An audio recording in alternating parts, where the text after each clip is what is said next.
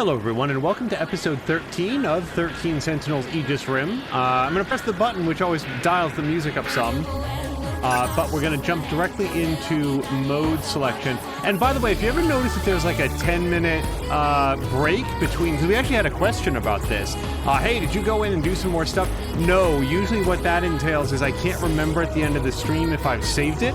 So we'll do a raid over, we'll even start archiving the episode, whoops, and I gotta go back and then hit save. So that's sometimes why you'll see a little bit of a separation between the last autosave, which is the last time the game said you've accomplished something, versus what the mode selection is here. It was just an idle question, but I just figured it would be good to clear up for people. So let's go... Yes, so analysis is where we would go to look at any mystery files that we have. Okay, so I've spent all the mystery points. I feel like we're up to speed on this. So let's go over to destruction. Anytime that we have combat, we're 60% of the way through destruction, and I have to imagine that we're going to be through 66% of it by the time we're done here. I suspect there's going to be 1/3 area, and then this being a JRPG, it would not surprise me if there was a secret area or an additional thing after that. Also, in this episode, we might go back and try to get maybe one of the bonus objectives earlier. That's something that I'd like to go back and take a look at. The one rule will be I want to make sure that we don't lose our win streak when we do that. Yes, many people are brain overloaded, so we're going to have to give them a time off, which greatly limits who we can bring. If we could bring Karabe and Yakushiji, but I don't... Oh, we can! Awesome. Got Alpha, no problem. We have to fight. So we get 2 more. Well, I definitely want a G... No, we have a G2, so I definitely want a G1. And then it's who do you not want next time? Well, I guess the question is, who's the lower level? I should actually check here as well. So we got 15 and 14. And then over here, we've got 14 and 17. Okay, so level 17, you can sit out. 15, 14, 15. Okay, this feels pretty good. Yeah. Yep, yeah, this is a good crew. Now, what do I have for upgrades? 37,000 points. I bet we can find something fun to spend that on.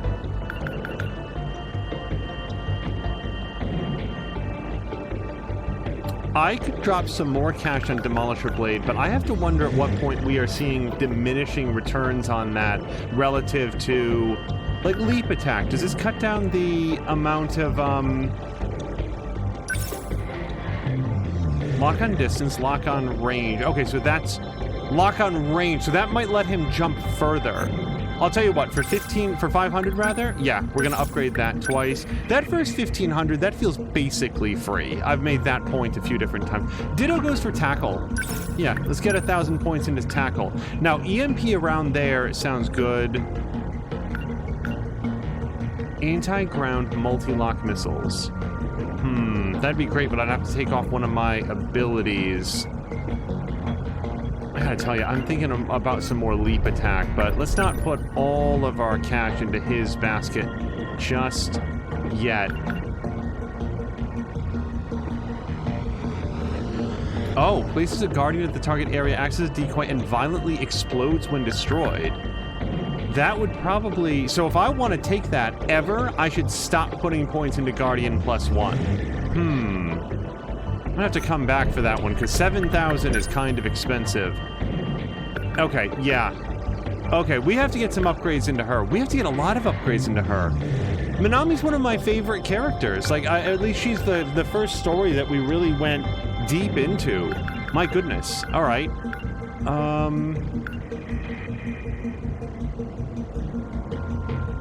I like this because it allows her to act more frequently. So we're going to equip that down at the bottom there. Anti-ground hunter missile, potent, highly potent anti-ground long-range missile, hits ground kaiju ignoring armor. Ooh, that sounds really good. But then again, nobody has anything called missile rain. Rains down countless missiles in a wide area in front of the Sentinel. I think we have a winner. Grab that, equip it, upgrade it at least twice. Number fired, look at this, look at the number fired, +3 to +6, and their power goes up. +6 to +9? Yeah, man, that sounds awesome. Okay, and then anything else? How about the 6? Yeah, this would be cheap to do. And then the... Yeah, I'm gonna do both of these. Okay, feel pretty good about that. Now, is anybody else, like, really lagging behind? She's all been main battery heavy railgun. Kisaragi, that's been her jam the whole time. And 5 grand, that is probably too much to get that up another point. Okay, so she also has the forced... Oh, no, that is on her. Okay, forced cooling device, which allows her to operate much more commonly. Swarm of drones that auto-fire and kaiju ignores armor. Again, that sounds like a really awesome thing to have. So let's equip that, and then we're going to build that up some. And I have to cough, so everybody hold on. I'll be right back.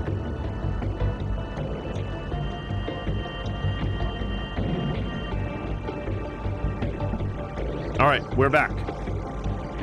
Okay, Shield Matrix should be pretty cheap to upgrade as well. The only trouble is, so 1,000 isn't that much, but I do want to do a main upgrade, or like a, oh, she gets the composite armor. Oh, that's awesome. Oh, God. Or do I want to do one of these for somebody? This is what I was thinking of. The Sentinel upgrade is what I was about to say. I think that composite ceramic armor, that's too good. For her, for the way that she plays and like her whole deal, yeah, we're gonna lock in that passive bonus. Hello to Samalander. Oh, Samalander was gonna take a nap. Well, I will try to keep the volume down. Hopefully you can still enjoy a nap and we can, lull you to sleep with the sound of exploding shrapnel over a Japanese city. Is it Tokyo, by the way? I actually don't know. I don't think it's ever been clarified if this is supposed to be a specific Japanese city or just Japanese urban area. Yeah, let's upgrade her shield matrix. I feel good about that. Okay, and that's all our points, so... Various long-range specialized kaiju will appear. We're going to learn about the Twin Tail and Chopsticks for 2, assuming that we can make it through. Similar to saying he's pretty sure that it's the same way that Metropolis is basically New York City. Yeah. Hijiyama-kun, we have a problem. What's wrong, Okino? I just finished an analysis of the Decode's most recent changes. It looks like they've really souped up their missile weaponry. More improvements. I suppose that's proof the Sentinels have them rattled, at least. That's not all. We've got ground-piercing missiles on the field now. Those units are probably gunning for the terminals. You'll need Sentinels who can work on anti-air defense. If you can't shoot them down, this'll get ugly. If it comes down to it, I can be the decoy. Flying bombs.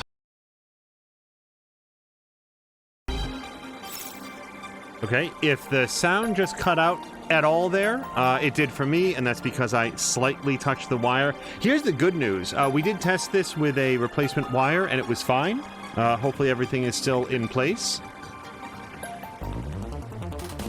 The other thing I was going to say is thanks, Okino. The whole... Whoops, okay. What now? The whole thing about, like, hey, make sure you bring along some good anti-air defenses, that would have been helpful information before the mission started. So, we do have some guys coming in here. As always, I feel like we've gotten pretty comfortable with the whole idea of get a flare torpedo locked down there. Let's... I won't give up. do a move. Doesn't have to be that much closer, just a little bit closer. And even while she's moving. Yeah, we're right in the middle, so we don't know what's going to come out next. So, gosh, I always want to start moving people into position. I guess we're going to assume that the, flare torpedo or whatever isn't going to take them out. It never does. So we're going to start moving him up. And if I can actually move him past so that he's actually coming in from behind, that's ideal. Number 11. What now? Moving out. Now, how about some of the, Let's go, Natsuno. No, missile rain we're going to wait on. Homing missile we're going to wait on. Although, I wouldn't mind coming in from the side with her. So let's let's try to move her out to the side, because usually they're coming in sort of like a band. As And long As I then, can keep this thing moving.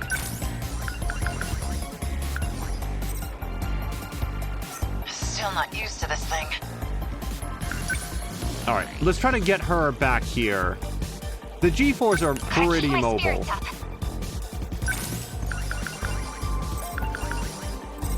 Gotta do something. Yeah, let's get her, like, over here, I guess. I won't give up. Okay, she is now in a good position to drop that flare torpedo. We have a good sense on where the center of the circle is going to come down. Gotta think. I'm feeling pretty good. Yeah, I'm gonna hold him here. G2s are good all-rounders, so I can sort of move him to wherever he needs to be. We'll just let these folks come down. What now? Okay, let's do this. No, you chill out for 1 second, and Don't waste any chances. actually move a little bit further back here. As long as I can keep this thing Number moving. 11, my turn. Okay, just a few more seconds, please. No room for hesitation. Okay, Gotta think. so they land there, take a bunch of damage coming in, no problem. We're gonna Don't get waste this any guy chances. selected, and yeah, Demolisher Blade. Like, this should cut right through a big chunk of him. Although, it's the, it's the Apsos guy. Yeah, that guy generates a shield. No, let's make him... There we go. Just make sure that that's your top target. That work? How many left? What can Okay, and I do also see that there's another circle coming down. So, Okay, let's do this. action. Arm-mounted convergent. Yeah, that should hit all of them, including the guys up in the sky, the aerial kaiju that the G1 can't really hit very well. Okay, so I'm gonna bring you on down here. Get ready for this incomer. Number 13. So, what's my next move? Now that we know where our second wave is coming in, we'll get you Let's up go, here. Montano. And so oh wow, look at missile range. Yeah, let me hold off on Hellfire missile rain. Yeah. I'll beat you. How's that? I did. Number 16. I need to think this through. So one thought for Salamander is, I have found, like you've been here enough that you've seen how the combat has gone. So far, there really hasn't been a situation where, like, really on the ropes and thought that, oh, this might be it. Like, I might fail this one. So if you are interested, there is a harder difficulty for the combat. Personally, the way that I think of it is, I feel like this game is mostly about the story. I don't think that, like, I could be wrong, but I don't think that there was a big focus for, like, let's make this the deepest and most engaging combat system in the whole world. Rather, let's tell a really great story and also have sort of this strategy game that's in here at the same time. So with that in mind, I think it's good to know that there is a higher difficulty level, but also good to know that on the default difficulty, just regular standard, I don't think it's going to be so taxing that you're not going to have a good time. Yeah, we need that guy to come down, I feel like. Let's turn this around. No Okay. room Let's for- get him. All right, once again, they land, and Drillfly. Why do I not remember Drillflies? Are those the standard flying ones? Yeah, like, see, if I was, like, off to one side, I could just fire just a broadside right across there, that would be fantastic. Instead, yeah, we've got more guys coming down right on top of him, so why Don't move waste him any out of chances. position if I can sort of, like, get him Number over 11 there? has the Sentinel. This is all pretty freaky. Don't let up. This isn't so hard. Long-range missile just feels like a good option here. They felt that. Good option there. Now, interceptors. We haven't seen any of those, what are they called? Drones? Not drones, missiles coming in. But Releases a swarm of drones that auto-fire and kaiju and ignore armor. But it doesn't seem to have any range. It seems to happen right where she is. So maybe I don't want to do that next. This is mostly a crowd of little guys, so... Let's do this. Did I? Yes. No chance. No room for hesitation. All right, you're good until they come down. And how nice of them to come down right in the middle of our flare torpedo that is still online. Gotta do something. Okay, maybe I will... Oh, we're slightly outside of range to make use of this. I was going to do a nice free attack. Let's go, Natsuno.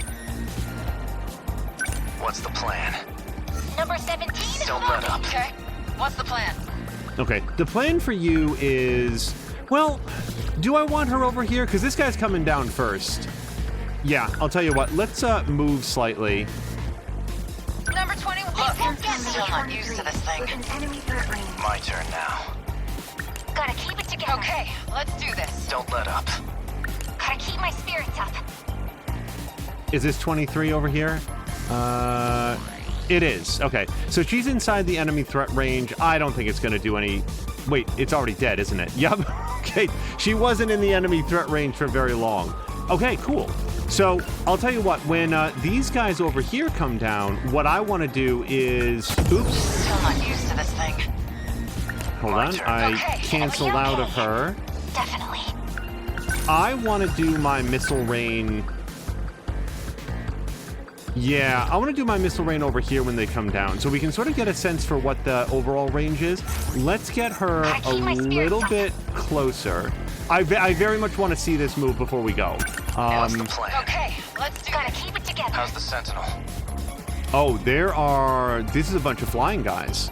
Okay, so he can't hit most of them. Okay. Who here What's the plan? has some sort of EMP attack? Not her. Oh, he does. Okay, well... Do it to it. Oh. How was that? Still not used to this thing. All right, and let's leg spike the biggest guy. There's a real big dude here. The Apsos is a good choice, but the Terra Carrier. I don't know if it technically has a leg, but Nice. Number 17. Gotta keep my spirits up. We must survive. okay. Yeah, let's... I could shield matrix them. That's not a bad idea. But multi-locking missiles, it feels like it's gonna do so much damage. Do we want to have the shield matrix to eat the damage, or do we want to stop the damage from even having a chance to fire? It may not take out the biggest guy, but it's gonna take out all of his entourage. Okay. All right, so these guys should be down in just a second. Gotta keep it together. Let's go, Natsuno. Okay, awesome. Action. Missile rain. Let's see what this is like.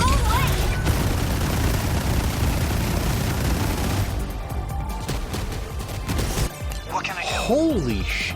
So, I guess we're about to discover, do you... Like, did I just obliterate, like, an entire district of the city? Because that's ridiculous. It wasn't kidding when it said, like, an unfathomable number of missiles. How pretty. Okay. What's the plan? Gotta think. Don't let up. Action. Demolish or blade the big guy. Yeah, Terra Carrier. Hit it. Good. Target destroyed. Can I test this up? Okay, you are a little bit out of position. Fortunately, we've got a whole bunch of guys coming in. I'll tell you what. No. Go down this road and then take this right. Number 13. No fight I can't win. All right. Yep. Well, then again, is it even worth coming over here? I want to see what missile rain does to those guys. I'd almost rather have her come way over here. As long as I can keep this thing moving. Number 21 to on the think move. things through. Number 23. What's my next thing?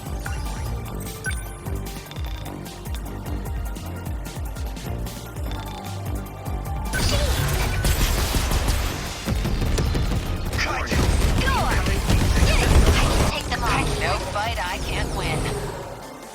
Okay. Lots of flying guys. Not a problem. Oh, the The arm-mounted convergent lasers. Oh, they have arrived. Okay.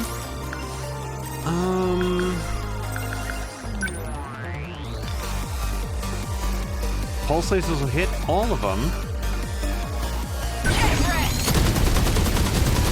It's like an opening salvo. Just, hey, asshole, over here. Boy, it really wants me to shoot this one drill fly over here. It's like, no, man, I can wax all these dudes. Hit! Yeah! Oh no! I'm being targeted! Okay, so here comes an incoming missile, for example. See that guy right there? In terms of... I have a variety of options to shoot it down. I don't know if I want to do that with him, because if I can get him over here, he can probably fire off his EMP again. So, we did upgrade his leap attack. It's not really worth it, I don't think. So, what if we did... Okay, rush attack over there isn't going to do anything for us, and this doesn't quite get us any distance. So... Anti-air defensive flares would be pretty good. But that's just in an area in front of him. So we'll probably just do a move. Number 11. Moving out. Oh, nice. A second group of guys is coming down right here. So, yeah. Let's flare torpedo this whole group. She's a little bit too close to do it as much as I'd like, but this is a good point. Also, hello to Epinumenon. City damage is a % chance on a successfully completed kaiju attack. You can't damage the city. Okay, that is good to know, because I've sort of quietly been wondering that, like, is there a disincentive to use the large, like, area effect weapons? But it hadn't really been coming up, so I was like, it's cool. But when I saw that missile rain, I was like, oh no, what have I done?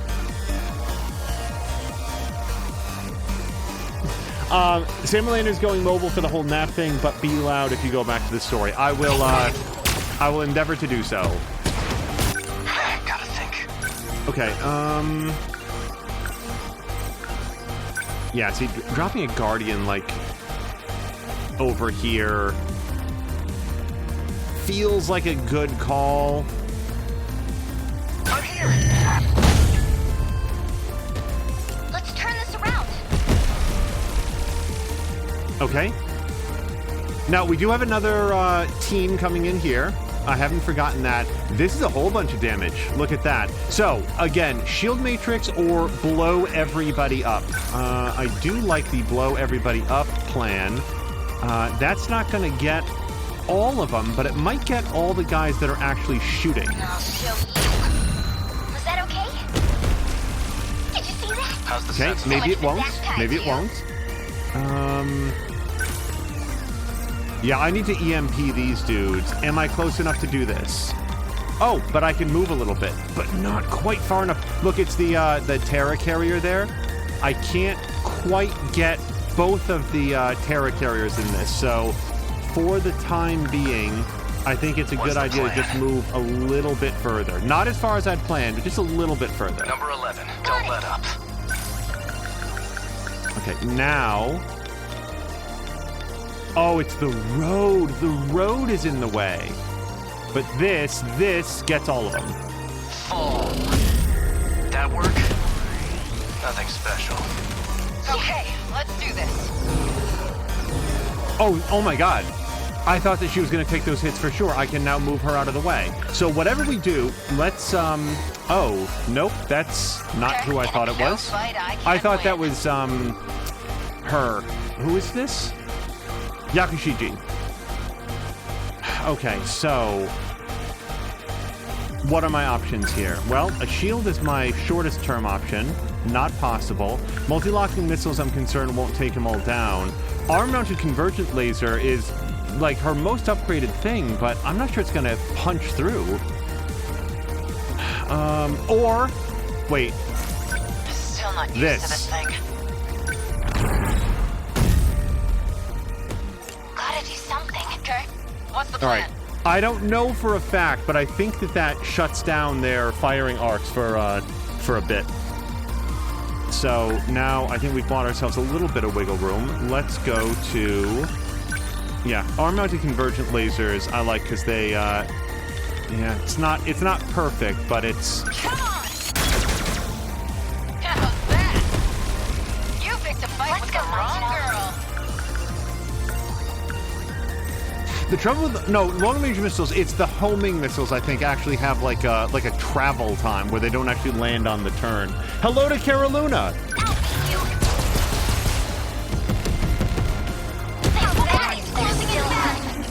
Okay, she actually took 0 points of damage. Yeah, the EMP reset their firing arcs, these cones that were coming out. So that's great. Let's move her any other place.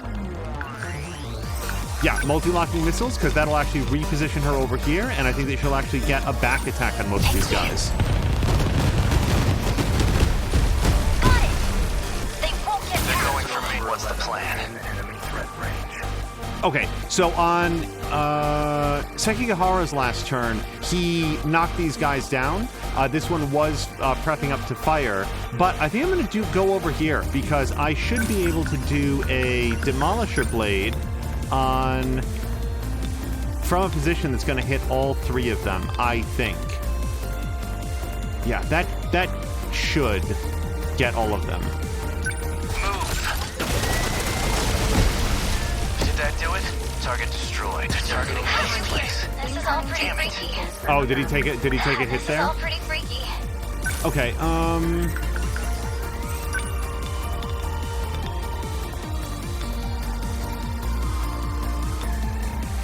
Yeah, I think fire amidships here. They felt that. They did a really good job with the effects work in this, where even though there's like we're just seeing holographic representations of where the enemies are, the combat still feels like it has a big punch to it.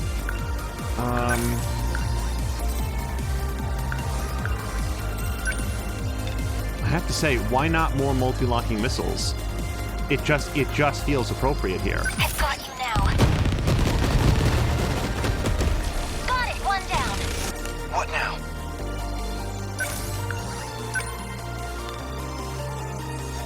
All right, killing both those guys is a laudable target, but there's so many more other guys over here. I feel like multi-rocket missiles. Nope, I'm too far away. How about anti-ground whatever guns? Nope, too far away. How about... Nah, sentry gun's not great here. Heavy knuckles, go ahead and punch that guy out. Got it! Cut you down! Gotta keep my spirits up.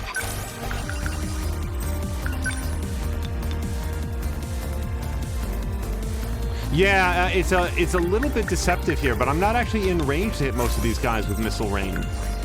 Main battery railgun do a pretty good job on these guys, but an EMP stunner, yeah, EMP stunner I need to be a little bit closer with, so let's move her in here. They're gonna meet us part way over. Number 17. Okay, Sekigahara is getting the crap kicked out of him. Look at his blue bar up there.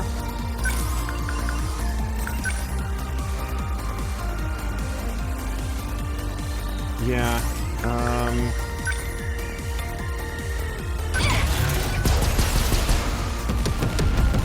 Okay, what's the plan?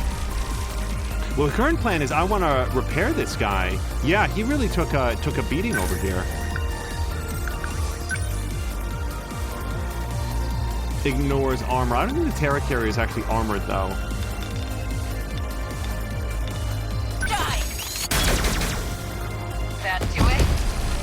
That Oh, boy. Don't waste any chances. Did you see all the firing arcs snap on over here?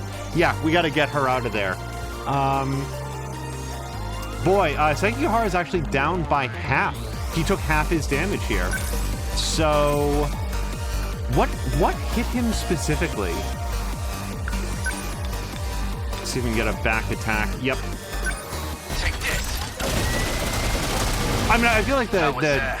Terra Carrier did, but yeah, we're gonna We will not lose. multi-lock missiles, I think, from over here. Let's do this. Yes. They won't get past. Yes. They won't. Got it. Oh What can I boy. do? Okay.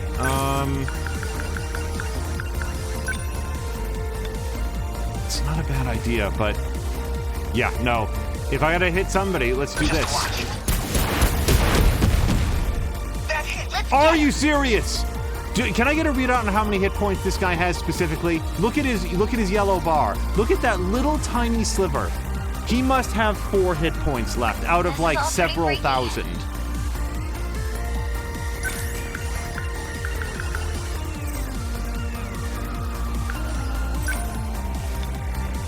Oh boy.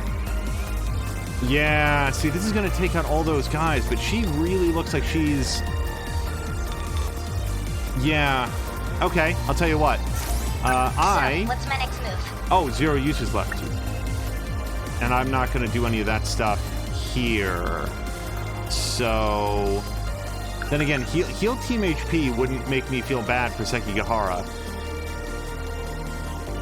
I could also do this instant team cooldown, which is only 2,000. So it's actually pretty cheap relative to the 49,000 I've earned so far. This isn't so hard. Yeah, I'm too far away for EMP stunner. Long-range missiles, I don't think is going to do it. I don't know if this is going to stop their fight. I don't think it's going to kill the big guy, but it'll give him something to think about at least. Was that okay? I beat him. We must win. Okay, yeah, let's just get you the hell out of here, if we could. Number 23. Gotta do something.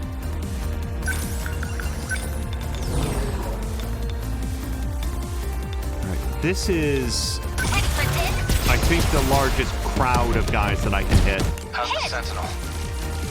Yeah, and honestly, Demolisher Blade, it would be disrespectful to Demolisher Blade to hit this guy with that. So we're just going to do a rush attack. Here goes. Good. Okay, let's do this. So I like this specifically because it's going to take out all those drones or missiles or whatever it is that's coming in. Come on! How's that? You're scratched. We're sitting ducks here. There's still hope.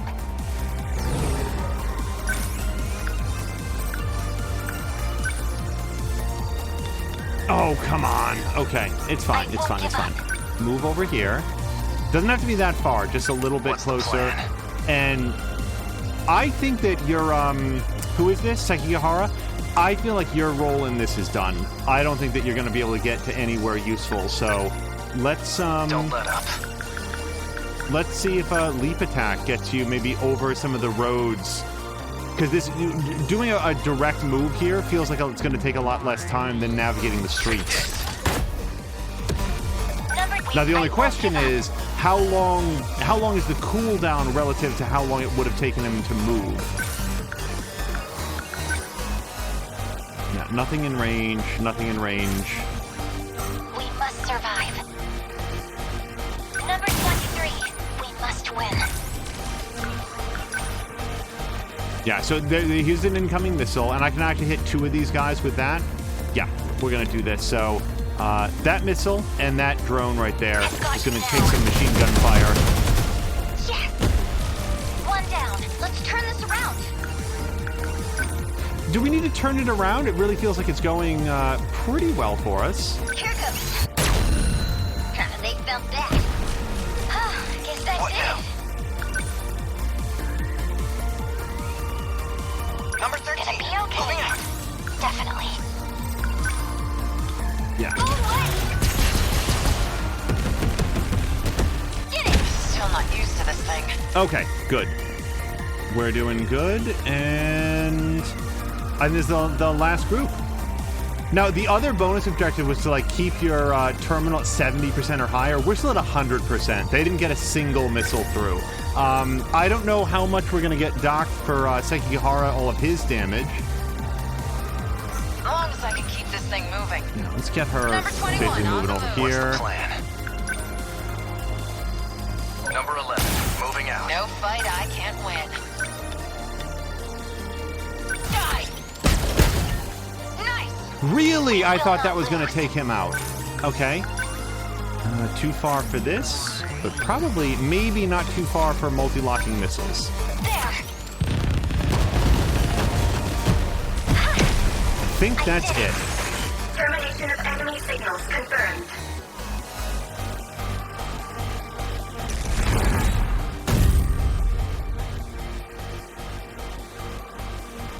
Aegis activated.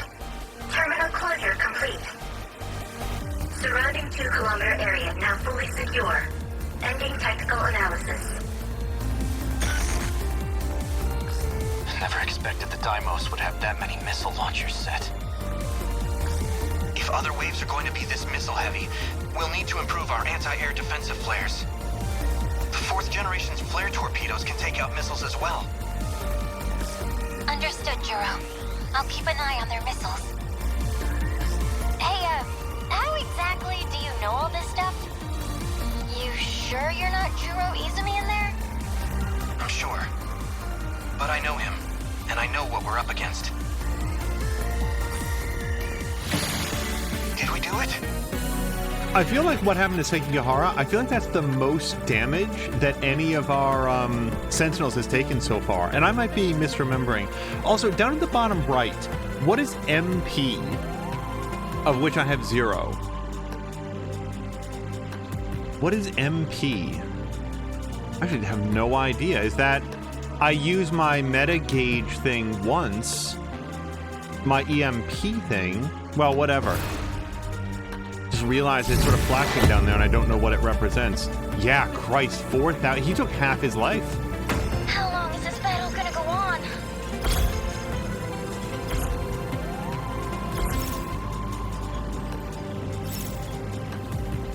I gotta go back and look up what some of these bonuses are. Oh, mystery points is So, Epineumenon. Am I saying that close to correct?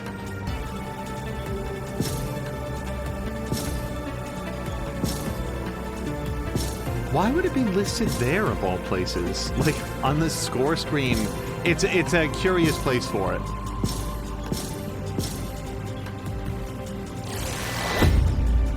I'll take it.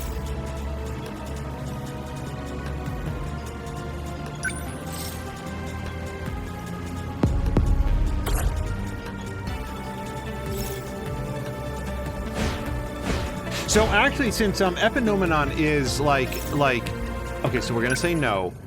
Here's a question that I have, because this might save us a reload. I know that if I play the next thing, then it will continue our win streak.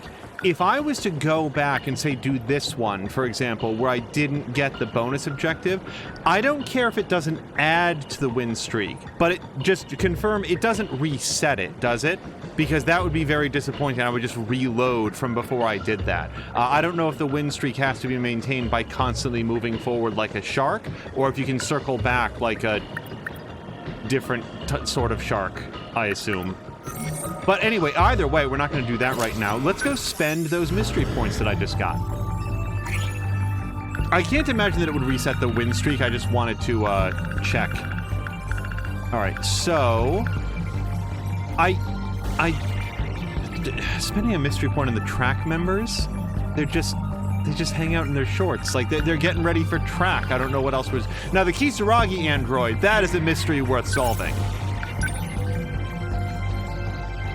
Oh, Epineumenon says it'll add to the streak. The only way to lose it is to recover. Yeah, so, like, my internal logic, and this, like, don't clarify this point, but what I was thinking is that anytime that I've missed a bonus objective, I'll go back later when the Sentinels are more upgraded, they have more abilities, the abilities that they have are more powerful, and it will actually be easier. So anytime I was in a situation where I had like more than half the team down on brain overload, oh, don't worry, I can just go in and go back to an earlier level. And then I was thinking where it would be like easier, but then I was thinking, wait, what if the game is balanced to prevent you from doing that, so that if you go back and replay a level, that also resets the win streak? So thank you for that clarification. Epineumenon says, in fact, when people hit a bonus objective they can't do because the pilot is overloaded, it's a common tactic to go back to 1-1 and solo it. Interesting. I usually avoid metagaming that way, but not all the time. I sort of like the way that we've done it because going back to replay a full adventure, like a full level, we still got the rewards for doing it the first time, so now we get to go back and do it a second time and double up on the reward. So I'm cool with it, but that's interesting to know that that's a tactic. It feels like a balancing oversight. Regardless, an android that looks like Tomi Kisaragi. It was developed by Tetsuya Ida in 2100. Soon after the AI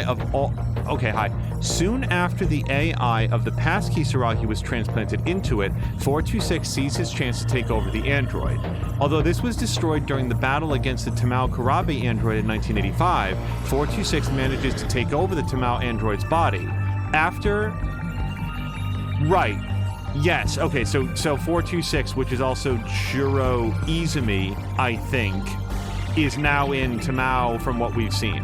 After being destroyed in the girls' bathroom, 426, Juro Izumi, I should have read one paragraph further, hides the android husk inside the broom cupboard of the old school building. I don't remember that last part, but I'll take your word for it. So we might as well continue on that line, the Tamao android. An android that looks like Tamao Karabe, it was developed by Tetsuya Ida, and Tamao's memories were transplanted into it. During the battle against the Tomi Kisaragi android 426 in 1985, Tamao's body is taken over by 426. The Tamao android 426 gets cornered by Morimura and then jumps off the Sumire Bridge. Yeah, that was a super cool scene. Sure, so here's my thought about Magical Gun. I don't know what we're gonna learn about it, but we know that Magical Gun is what's used by Megumi, I think? I know the character, if not the name. I believe the Magical Gun is firing the nanomachines into the genetic copies of people from the future to then give them the ability to summon and pilot Sentinels. I'm saying that now because this mystery point thing might actually clarify exactly what it is versus what she thought it was. A bizarre-looking gun that Fluffy, the talking cat, gives to Megumi Yakushiji. Whenever someone gets shot by the gun, whoever gets shot by this gun will have their short-term memory of the incident distorted. This magical gun is identical to the one used by the woman who looks like Iori Fuyusaka at the end of Juro Karabe's dream in which he killed everyone. The gun supposedly seals the power of witches. Those who get shot by the magical gun are forced into a game of survival, which is just them being able to pilot Sentinels. It's kind of a one-sided game of survival so far. It's like you versus a couple ants. I don't mean to be too dismissive of the kaiju. It's just so far we've done okay. So let's go into Remembrance. Yeah, Cara Luna saying destroyed in the girls' bathroom. I love the mystery points that were like after the battle between to destroy the Kisaragi android, and it's like it was unfortunately okay, a couple ideas. First of all, we don't get to see the fight, and I was disappointed in that before. Now I'm fingers crossed. I don't really think this is going to happen, but maybe we didn't get to see it because we were, I think, Natsuno at the time, and she was in the stall, so she couldn't see it. But maybe at some point when we're playing through, like, Juro's story, we will get to see that encounter. I would love to see whatever that big fight was. I don't think we will, but it would be neat if that was sort of being held back, and it's like, oh, man, and then you do get to see it. Anyway, Natsuno Minami and BJ search for BJ's deleted memory data in the 2105 underground facility. Once he regained his memories, BJ said that Sentinel number 17 is up in orbit of the artificial satellite, but that's not in 2105. Okay, no, he did say that they were in space, I think. Okay. Because I believe that we're all on an artificial satellite. Cool. It is specifically only I don't remember him hiding in a broom closet. Well, I'm definitely alone in here. Let me just pause here and think for a while about how alone I am. Goto-senpai. He can also travel through time. So, who exactly is he? I saw a log made by me, but from 2188. In it, I spoke about a project capable of creating humans on another planet. And according to BJ, this is that planet. And we are those creations. But the log alone doesn't leave me entirely convinced. this small puncture on my cheek. Why does it glow when I touch it? It's scaring me. Maybe aliens really did put something in me. Oh, she's so close to the truth. Oh, so up at the top right, we've done all of our, like, glowy green bits, so these would just be repeats. Do-do-do. Oh! You're a second-year student. Nope. Did you need something from us?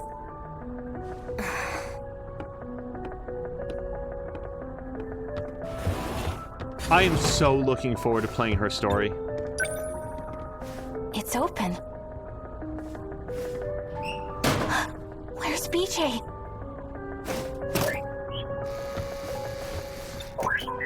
There you are. Hiding in the laundry basket, huh? Wait, was that girl... was she looking for you? It seems likely. You think she's working with the men in black? Her affiliation is unclear. However, her intentions...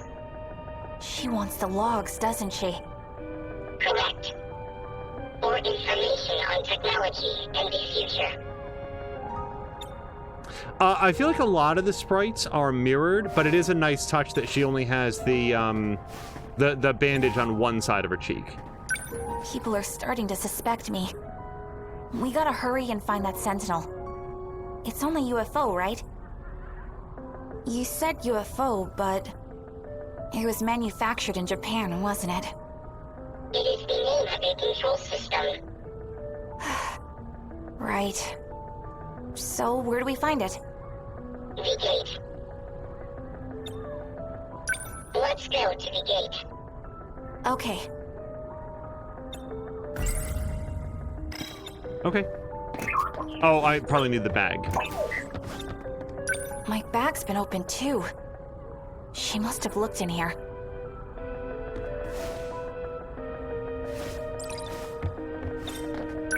Let's go to the gate. Okay.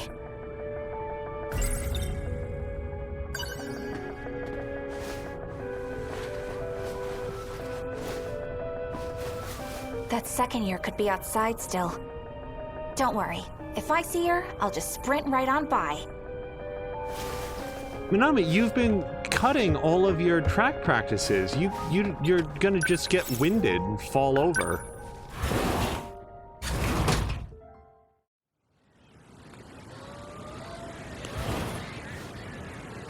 I don't see her.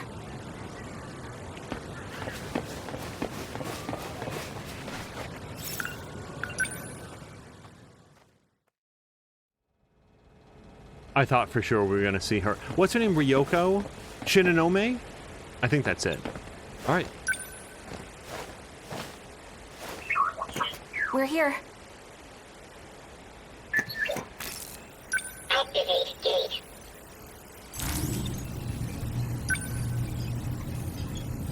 What's the matter?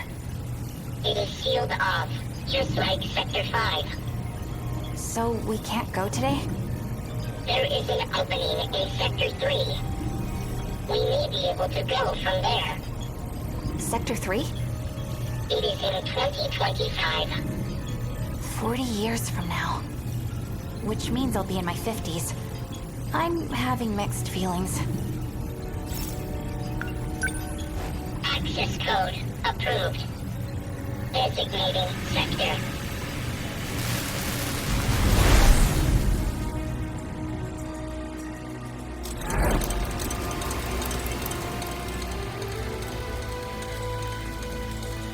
If we're right and there's no actual time travel taking place, that clock animation is dirty cool.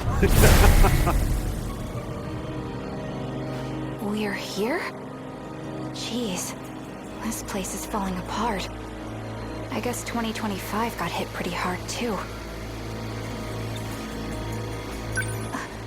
There's something on the ground. It's a student ID from my school. Ryoko Shinonome, Class 2A. This picture, That's the girl I saw in the track room. How'd this get here? So this must be the place that Kisaragi, Miwako, and Ogata. I always forget Ogata's name because we haven't done his story yet. This place is in ruins. Like this is where they were hanging out. But it almost seems like someone's living here. Is the UFO close by? It's 1.7 kilometers away. Hey, don't leave me behind again. We're supposed to stick together. Also, is that 1.7 kilometers as the droid flies, or... Stop right there. God damn it. Shinonome-senpai? Wait, so if I walk forward, am I gonna get shot? Wait, did you time travel too? I've been waiting. I knew you'd be here. This is 426's hideout. You're working with him, aren't you? 42 who? The heck are you talking about? I've never been here before in my life. Don't play dumb. I'll deal with you later, Natsuno Minami. And when I do, you will tell me where he is. But right now, my mission is to take that data unit back with me. Now hand it over. Ryoko Shinonome. You're being used. There's a reason they want you to find me. It's to prevent you all from seeing the logs and uncovering the truth. I don't care about that. Even the logs about you. And Tetsuya Ida?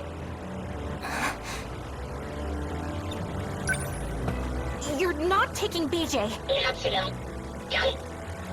Out of my way. Natsuno!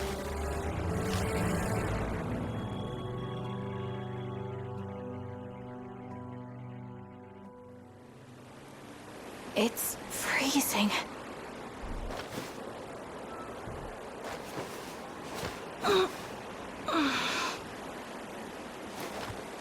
Wait, where am I again? Oh crap, that's right! PJ! My home isn't usually strewn with rubble. Maybe he's...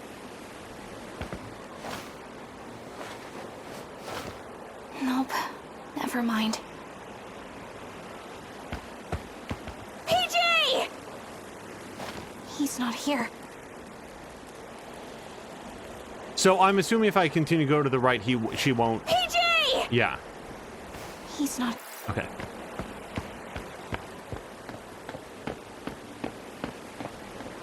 PJ! Not over here either.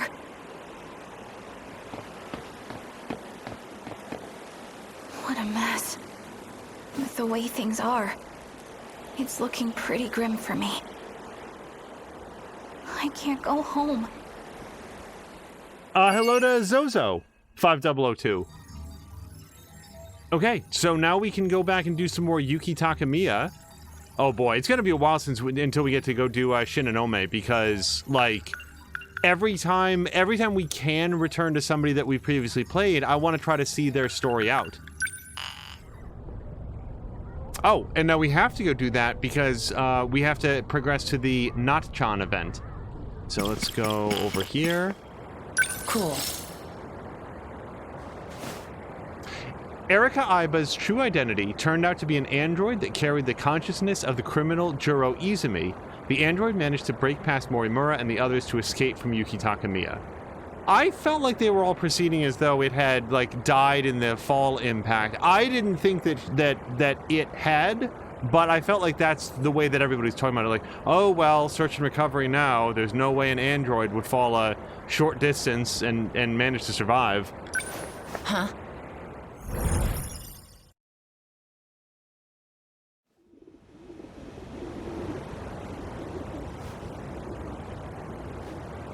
Aiba. Where could she have gone? Forget her. I need to find Nachan. I should check with Sekigahara if there's been any progress. Okay, so, quick pause here. As part of Yuki Takamiya's story, Natsuno has gone missing and she's been looking for her. And I should go back and check in remembrance to see, like, where specifically in the timeline that takes place, because I've been like, at what point has Natsuno been away for long enough that it would justify this level of investigation? And at first, I thought that it was the 3 or so days that Natsuno was in 1945. But then she sort of like came back and interacted with Yuki, so that didn't seem to make sense. So now I'm wondering if it's this incident where Natsuno is in 2025. Maybe she's been gone longer than I think. A city in ruins. And this one's next. Is that what this place is gonna look like? I can't even imagine.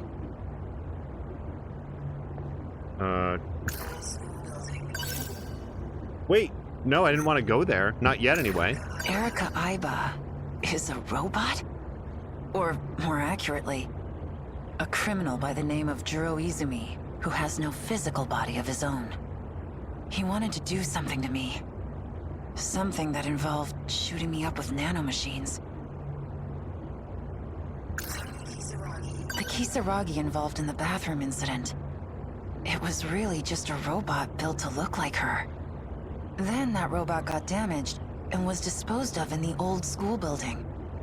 And now the robot's brain is in Aiba's body. I think there must have been a scene where we saw that, and it's just, at this point, so long ago. I remember everything except the body being disposed of in a broom closet, and it must have been in there, and I've just, that part. So the box I thought was a projector was actually a talking machine named Miura. And the stuff Nachan wrote in her notebook, she must have been talking about that. So it wasn't just made up. I'm sorry for doubting you, Nachan. Also, Epinomenon had clarified that the MP, or mystery points gauge, is shown at the end of battle to help clarify to the player that score is how you get them. So that's why that little counter was there. I never noticed it before today. Nachan went missing. I was told she'd be able to find food, but I'm worried about her. I should hurry and get to the old building. Sekigahara is there. Oh, hold on. I still got one bright green point to think about. So I'm going to guess that it's about Shu Amaguchi. Some flirty rich kid who won't stop following me around. He seems to be close friends with a gang leader at Sakura. No. I saw something that looked like a weapon in the Shikishima facility. But what Goto and Shinonome said doesn't make sense. Maybe they let me go so they could track me. To get to the organization behind the scenes. And hello to Jab. Also, I think I said earlier that Minami is my favorite character.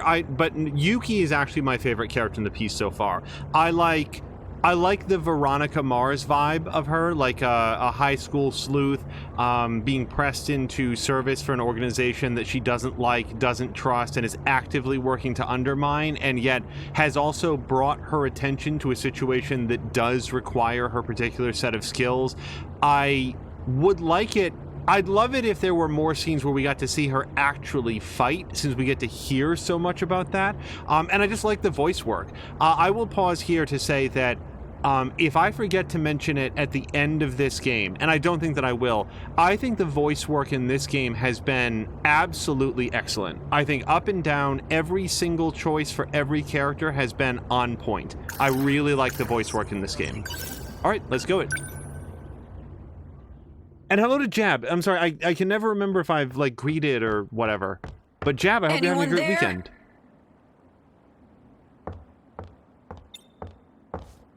Are you in here?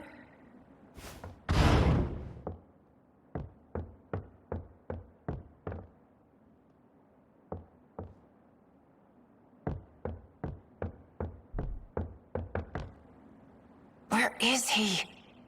He said he was gonna be hiding around here. Maybe he's still looking for her. Or maybe he got caught.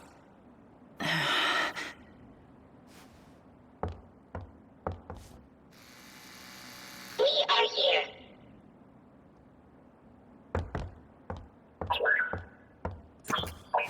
Sekigahara, what happened? The nanomachine separation inside the brain is progressing. What does that mean? He is in the same condition as Ryoko Shinonome. Hey. I still have my memory. I just ran out of my pills. Don't mind me. You were searching for Natsuno Minami. We've determined her location. She's in Sector 3. What? Miura? It is only speculation, but there is a high probability that she is there. Huh. Okay, great! Let's go get her! Oh, wait. Sekigahara.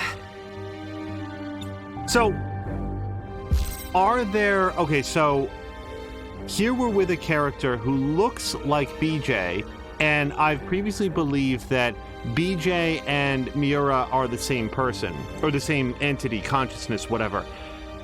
However, BJ would know where Natsuno is based on the fact that BJ went to Sector 3 with Natsuno. So that opens the possibility, A, was its memory damaged or reset? Or B, are there different data units running around, one of whom is Miura and one of whom is BJ? And both of those two things are possible. We don't know yet, but we're picking up on a discrepancy here, not a plot hole, but a discrepancy in... I've been progressing as though it's always the same model that we're seeing, the same unit, and here we have one saying, well, we don't really know where Minami is, but we believe it's Sector 3, which is information that actual BJ should have. Go without me. I just needed to tell you. Besides, the black suits are only after me now. It'd be bad if they think you're my accomplice. Better to avoid being seen together at all.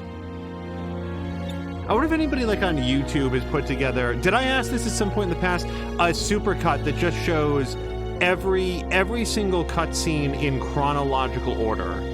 You sort of assume that somebody's done that because somebody always does that, but I'd be curious to see all of this in like the exact sequence that it's aired in the Remembrance tab. Come over here. What is it? What is this thing? Take it with you. I don't know how to use it. You'll need it to save Minami. I need to ask you a favor in return. Miura is carrying a message for me. If I were to ever lose my memory, I need you to show me that message. Will you be okay by yourself? Myself is just about all I can handle. I'm sure Shinonome's medicine is in the nurse's office. Miura seems to be in a hurry. Please, go with him. Now, I'm just saying that, like, if I was Yuki in this situation, and I had a good reason to believe that my childhood friend was in Sector 3, and that she might be in danger, but the guy right in front of me is clearly in distress and in sort of like a mentally compromised state, I honestly think that I would get him to those pills first, and then seek out Chapter 3. I know her emotional stake in Minami. This guy is clearly not doing well. All right, so we just go, right? Where's the box hidden 2? What was in the box hidden 1? I don't know.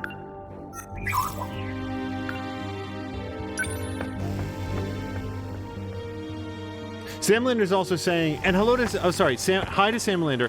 Jab is also saying that, like, to show, like, all the cutscenes in this would be pretty long, because the game is mostly cutscenes. Oh, yeah, but somebody will have done it. Like, here's the 6-hour cut of 13 Sentinels. Where is Nachon? Southeast, 3.2 kilometers. There is an unusual concentration of androids. Great. More of those creepy-ass robots. They must have found something. Something? You mean Nachon? This unit possesses no attack capabilities. It is up to you. I know. I won't fail. I know that when she says I don't know how to use this gun, what she probably means is that I've never shot before. I'm not going to be a good shot at it.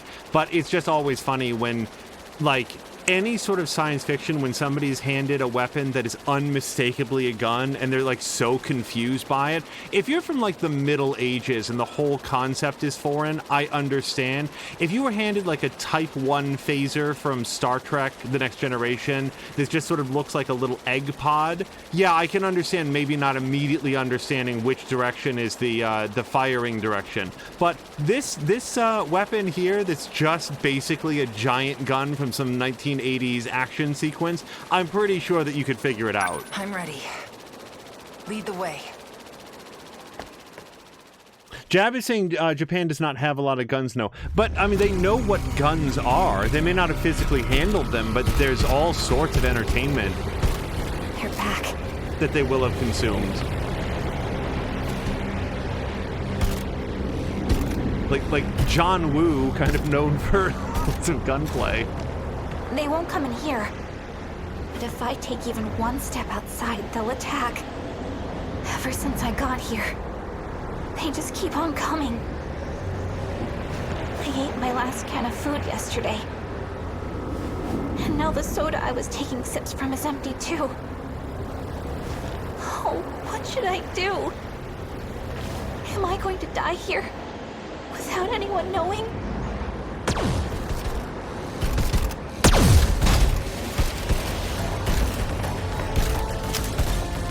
Oh, shoot!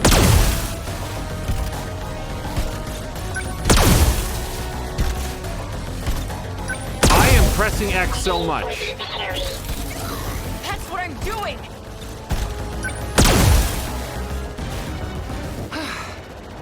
Hello to Force! I'm supposed to know how to use a freaking gun.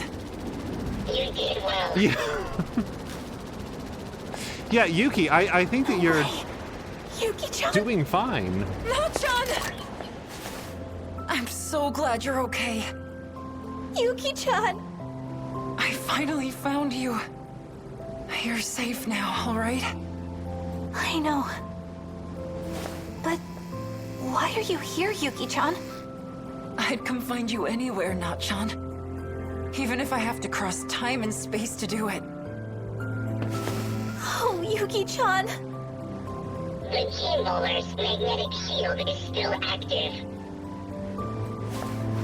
BJ! It is why the androids could not approach. You came back for me! Of course.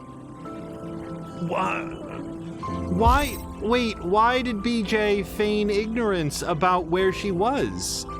Unless he thought that she had time traveled on her own using mechanisms that she doesn't have. Okay, whatever.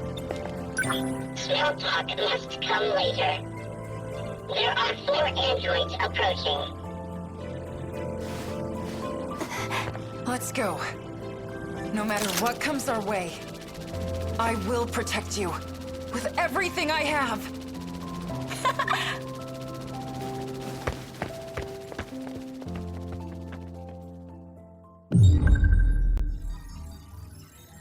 Oh, we did it! Is that the first one that we finished to 100%? Yeah, I think that is. Cleared. Wow, okay. I don't feel happy about that.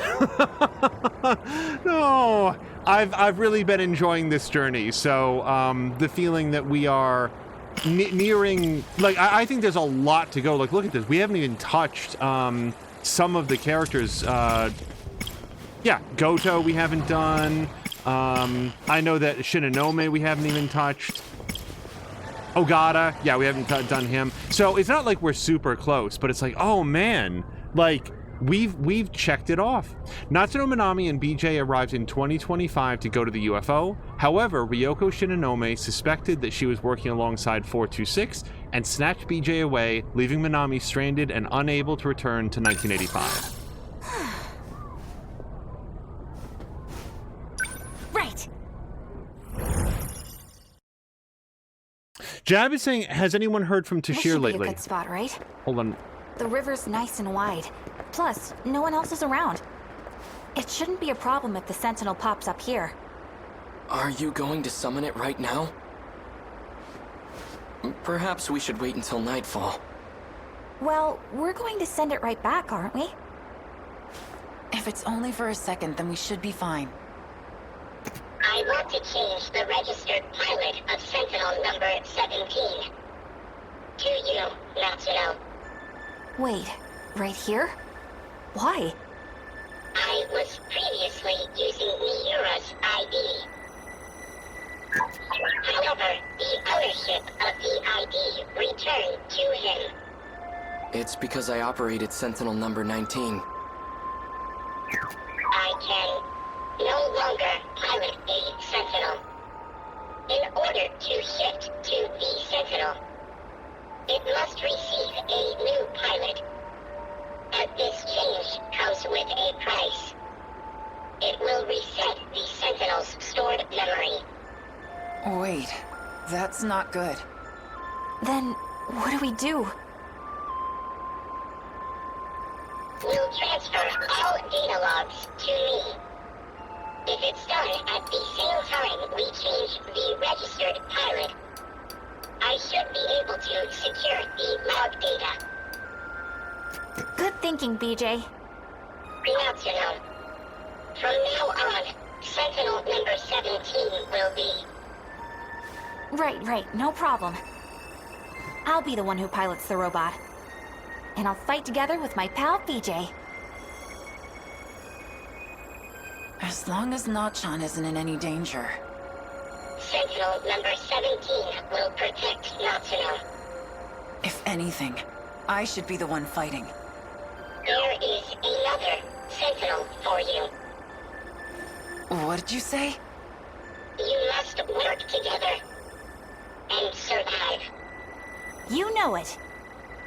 Both processes must be performed concurrently. Natsuno, it's time to activate. Okay.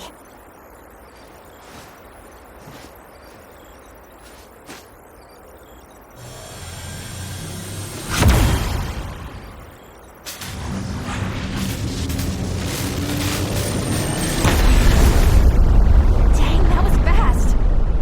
Now send it back, Nachan. How do I do that? BJ's not looking too good.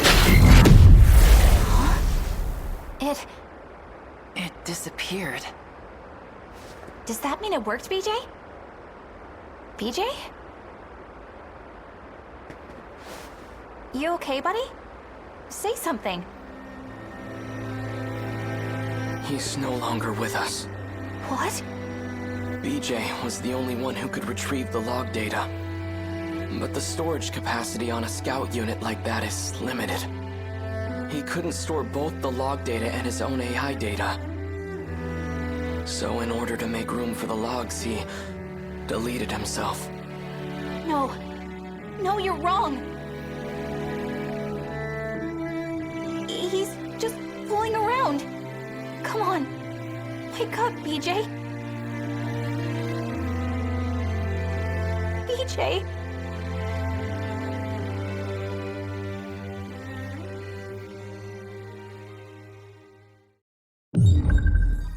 Jeez. Okay. That was kind of a downer. So before we continue from that, so right when that whole scene started, Jabba asked, has anybody heard from Tashir lately? Yes, and as Centrifugal Force says, I think it was Force, said that he tweeted yesterday. Yeah, just making sure that was Force. Yeah, so Tashir did a co-op stream with Patikin. Tashir did not stream himself, but was with Patikin to comment on like the future game show, and has been. I got a chance to interact with him in Patikin's stream. He is resting. He's still feeling real bad. He had a doctor's follow-up appointment, but says that he's on the mend, and there's no current date set for when he's going to return. And I'd specifically asked because once we do have sort of a target date, I want to make sure that we can share that with people. So my understanding is that he is still improving, still has some doctor's appointments to go to get things squared away, but hopefully doing okay. Jab, I don't know if you're I would say that if you, I'm sure that if you sent him a private message here on Twitch, he'd be very happy for that. Otherwise, if you ever look in on Patikin's stream, that's where I found him the most commonly. Like, he'll be in there sort of interacting and chatting with Patikin while he plays stuff. So he is around. I don't want to say that he's doing fine, but he's okay and feels very optimistic and is continuing to improve. And I hope the best for him, because I'm really looking forward to when he comes back and is able to stream again. Then, to move on to the fictional tragedies in our lives, R.I.P. to BJ, who deleted himself to make room for the information on Sentinel number 17, and you'd hope that...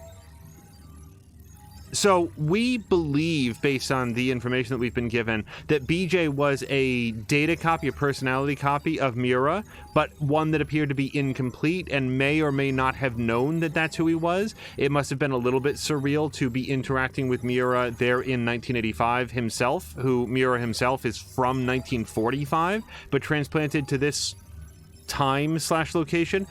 And now, I guess the question would be, how are they going to get the data logs out of BJ? It's probably just an emotionless, AI-free recording unit now. We know that it can project. I'm looking forward to... Here's what I believe the logs are going to clarify. What the hell is going on between Ms. Morimura, Iori Fuyusaka, and Juro Izumi, and the whole, resetting the loop? I have to assume that that's the information that everybody's after, because if BJ could show that information to people like Shinonome or Juro Karabe, it might help clarify for them who's on the right side of this whole thing. So that's sort of what I think is going on. Okay, we finished off all of Natsuno and all of Yuki, and I want to jump over to not really mystery files, but to this.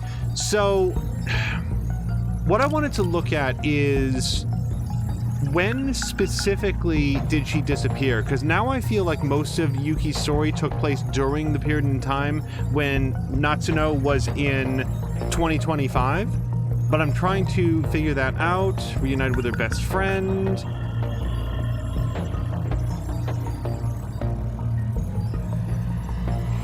Christ, I don't...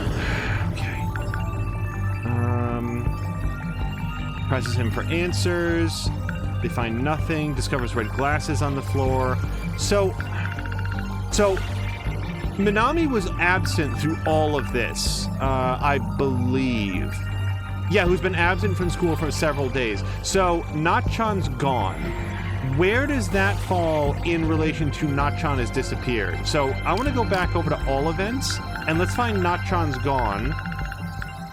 There's 1,000 of these. This might not be the time and place to do this. Yeah. Okay, so here's where they get together. She's just transferred into the school.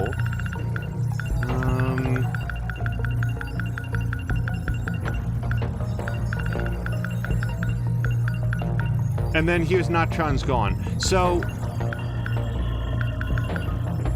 I'm just trying to figure out at what point she disappeared, because it kind of feels like it's when she would have gone to 2025.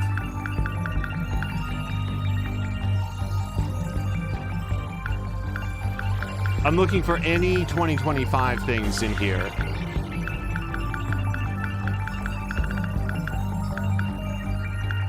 Okay, they go underground. Tomi Kisaragi. Okay, I don't know that I'm going to get an answer to this in the amount of time that I want to spend looking at this menu. Let me just go over to Natsuno's story. Yeah, she spent a bunch of time in 1945, but the thing is, when she got back from 1945, she hung out for a few days. At least it felt like it. And then here's Goodbye BJ. So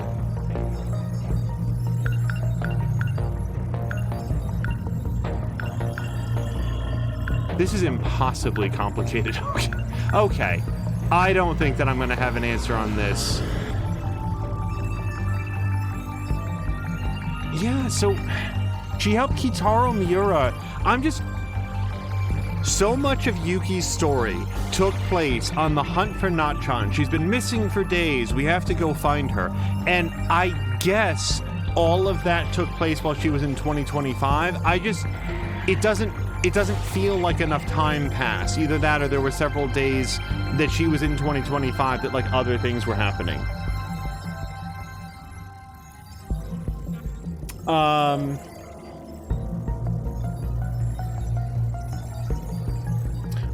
Force is asking if Tashir got COVID. I don't know. I will say that Tashir believes it was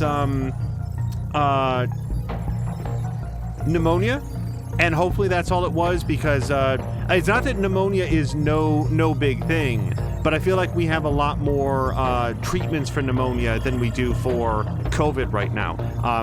So when I say that hopefully it's only pneumonia, it's only because I feel like the prognosis for that is less serious. So I want to jump back in and do a destruction mission. We just did a couple story beats. And yeah, I'm going to go back to this one here because I have a bunch of people that are out on brain overload, and I want to see if we can get the bonus objective for this one. Yeah. So Fuyusaka has to be in the strike team, so we're just going to bring her along. My turn. And clear without a sentinel being immobilized. So yeah, I guess I'm gonna bring along a few people that are maybe the lower level guys. We're gonna bring along him. This is gonna be a lower. I don't think I'm gonna fill out the whole squad, is what I'm saying. Level 17, 15. Yeah, okay. Let's bring along these two guys. We're gonna have a 4-person squad coming out here. And no. Okay, I want to customize. That's what I want. So,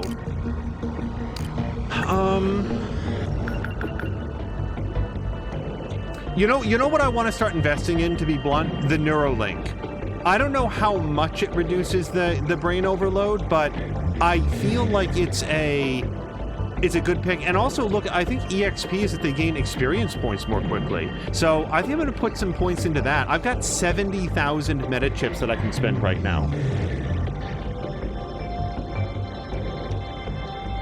Okay, so Zozo is saying it's a closed world event. You missed it. So I probably either scrolled by it or don't have it unlocked yet. So that is, thank you to Zozo, because I've just been trying to work out like where certain events fall in the timeline. So that's helpful. So I'm going to upgrade his Neuralink. I'm going to go back, and especially for like...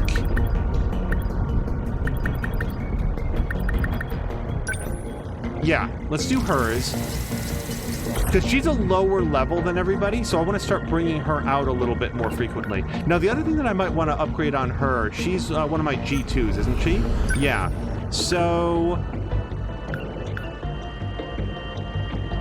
upgrade her fire control. Who else is a low level? We got some level 15s. Is anybody else, like, suspiciously low level? No, not really. Okay, so yeah, here's what we're gonna do so that we can start bringing them out a little bit more frequently. We're gonna upgrade his. I'm gonna upgrade his. And it's not just the decreased brain overload, like it also increases their accuracy, speed, and experience points. So I feel like it's a good deal all the way around. Now, let's do some upgrades. Yeah, she went high into multi-rocket missiles, multi-rocket launchers, and that's great. But I would also like to have something on her that either allows her to... Oh, recovers HP of nearby allies. Up to a maximum of 40% though, so that's not that great. Do I have anything on her that will... Wait, what is this? Hold on. Welding tool deals heavy damage to a ground kaiju, ignores armor, and slows movement. We have a winner. Let's put that right in there. I'm gonna upgrade that at least twice. Okay. And what else do we have in here? A hyper condenser. Condenser allows for 4 more interceptor units, but that presumes that they have interceptors at all. I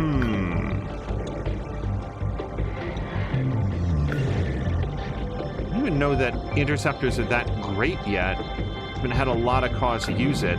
I almost feel like I want to have gravity missiles more than that. Because if I take interceptors, then I'd want the hypercondenser, right? Like, that would take up my last 2 slots. I guess I'm okay with that.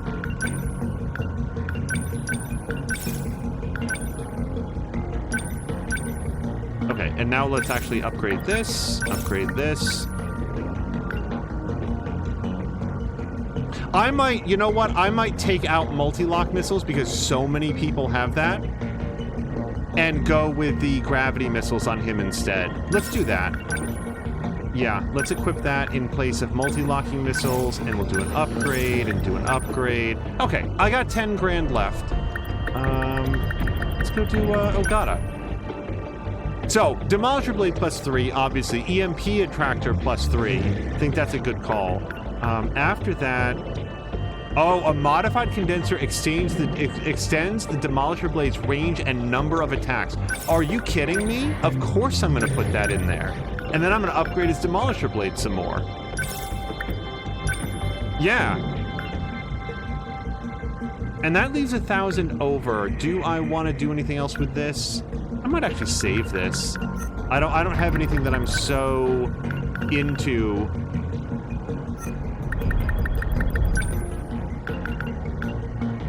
Yeah, that's not even equipped for him anymore.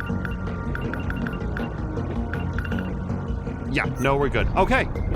So, it's a lighter squad. You know what? I'm gonna, guys, I'm just gonna pre-announce, I'm gonna cheese the shit out of this. If I lose here, I am going to reload. I don't think it's too likely, because it's a very early mission. These guys are pretty well leveled up. But I am not gonna lose my win streak because I'm a dumbass. So, let's go give this a shot, and we're gonna go see if we can get the bonus objective. And if there's dialogue here, we'll try to skip past it.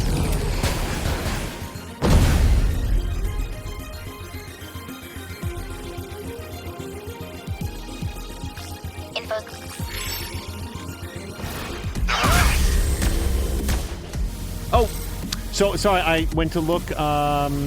Ephenumenon says it reduces brain overload and by Neuralink level ×2, or divided by 2, I guess.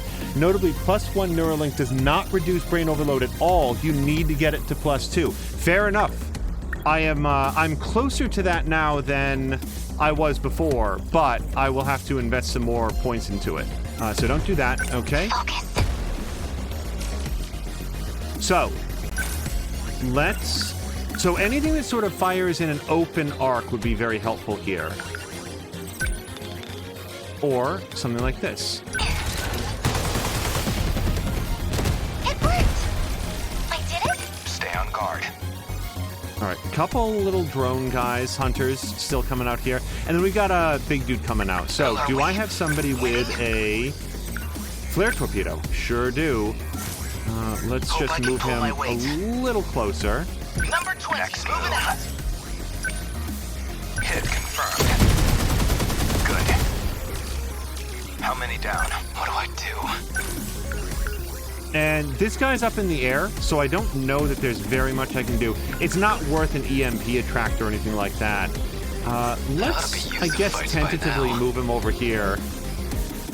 Number 10, moving Stay out. calm. I can do this.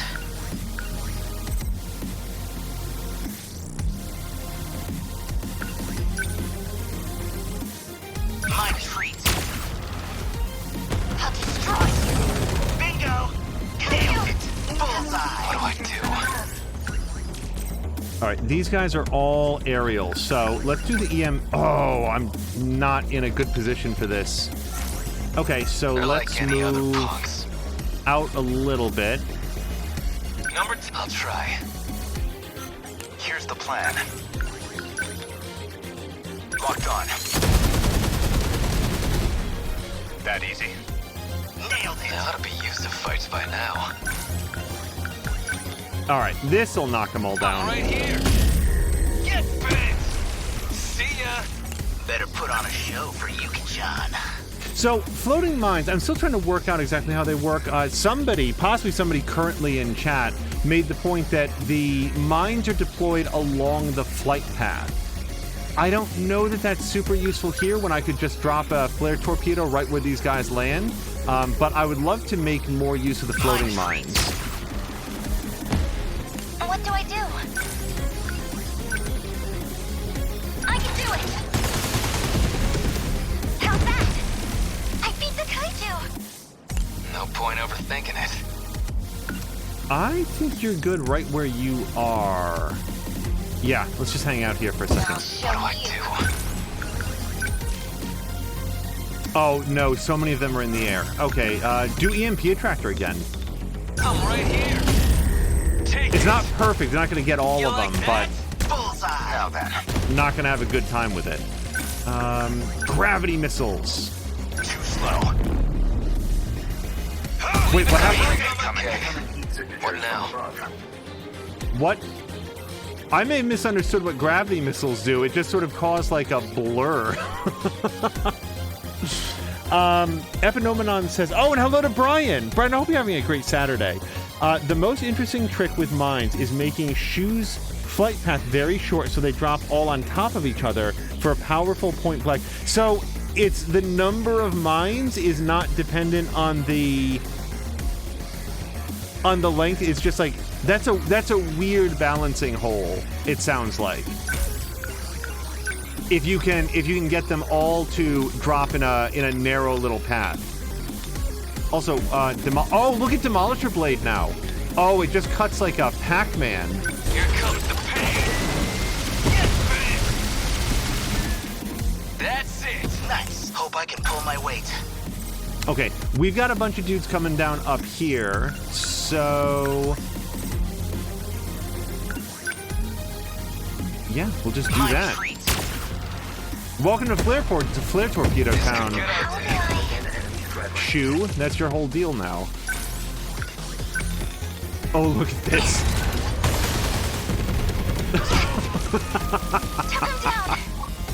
Yeah, you did. Okay, so that guy's going to try to attack, and this guy's still up in the air, so I can't really hit him too much. All right, so we're just going to do a rush attack to blunt this attack, blunt the incoming attack, and to keep him into position, and it's free, so he's not going to lose any EP over it. Let's do this. Got him. There it goes. Here they come. Bullseye. From above.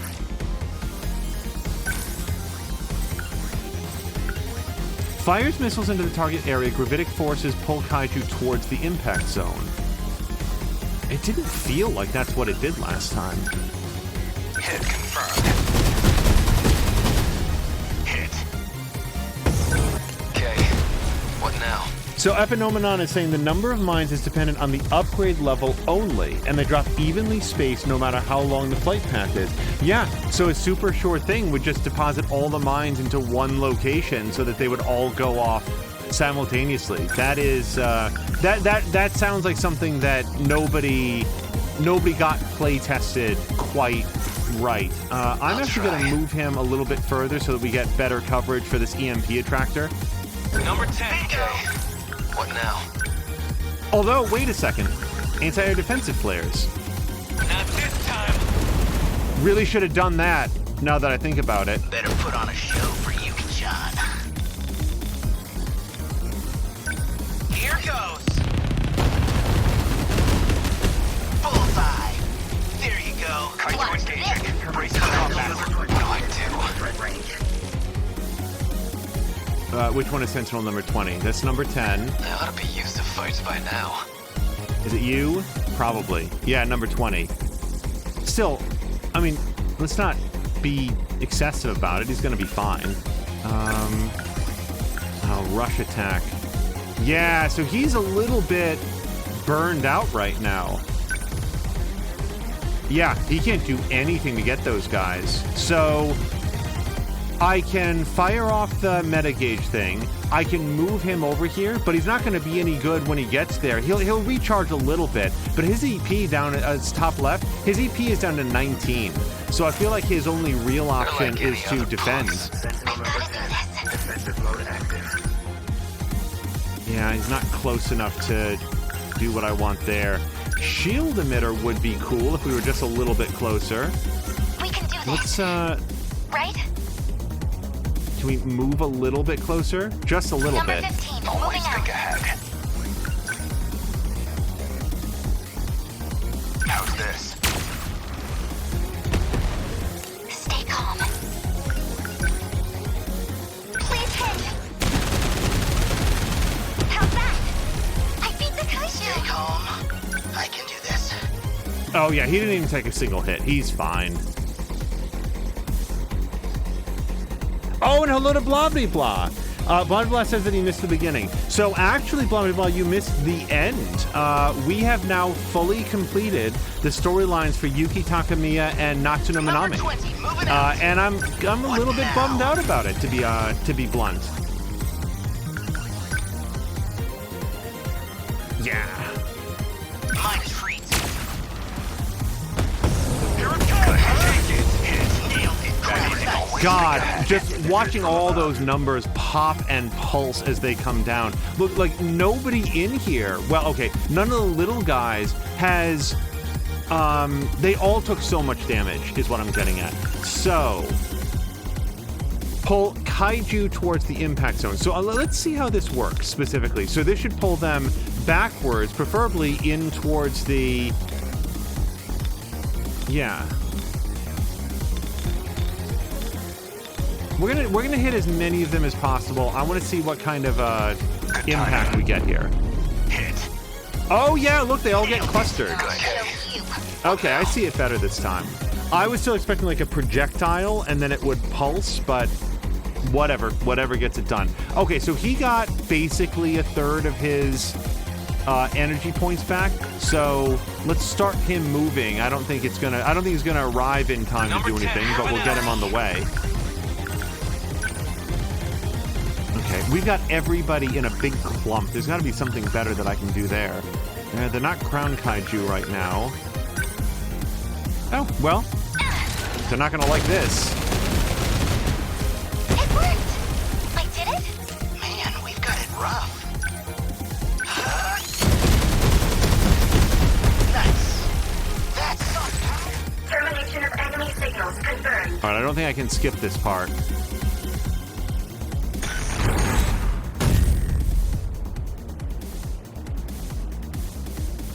Aegis activate. Surrounding 2 kilometers. Okay, I can get to part of it. What a mess.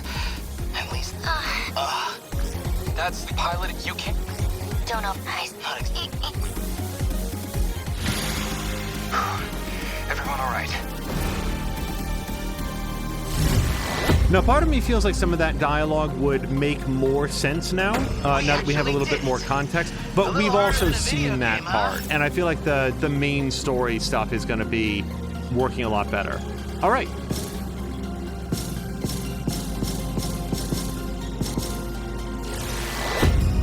And this time, we should have the bonus objective as well. Look at that. Nobody took any damage at all. Now, here's a little bit of a question. In a game like, I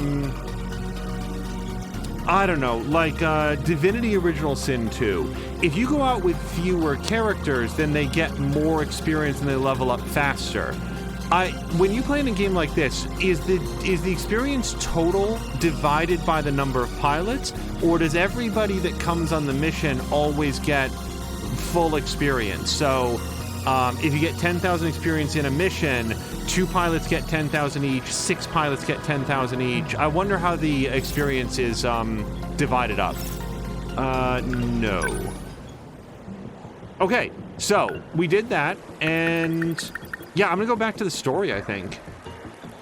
Was there, oh, wait, I don't think I can do an upgrade on them, but let's sort of mentally put in that I want to go to the pilots that I gave them level 1 brain relaxation juice and get them up to level 2. Samlin is saying, in this game, it appears that the more kills give you more XP. Epinomenon says everyone gets a flat amount for winning and then some more based on kills. Okay. All right, let's go back to Remembrance. So, yeah, blah blah blah. We finished up Natsuno's story and Yuki's story. So I'm thinking, yeah, we can't do that. Yeah, we're gonna go do Shinonome, because I've been waiting on this for a long time. So what do we know about Shinonome? She, like so many of the characters, appears to be from the future. She's suffering from advanced memory degradation. I'm trying to remember, it was Okino that sort of pilot programmed the uploading her memories and personality into nanobots so that they could continue to simulate her personality inside her own body after she...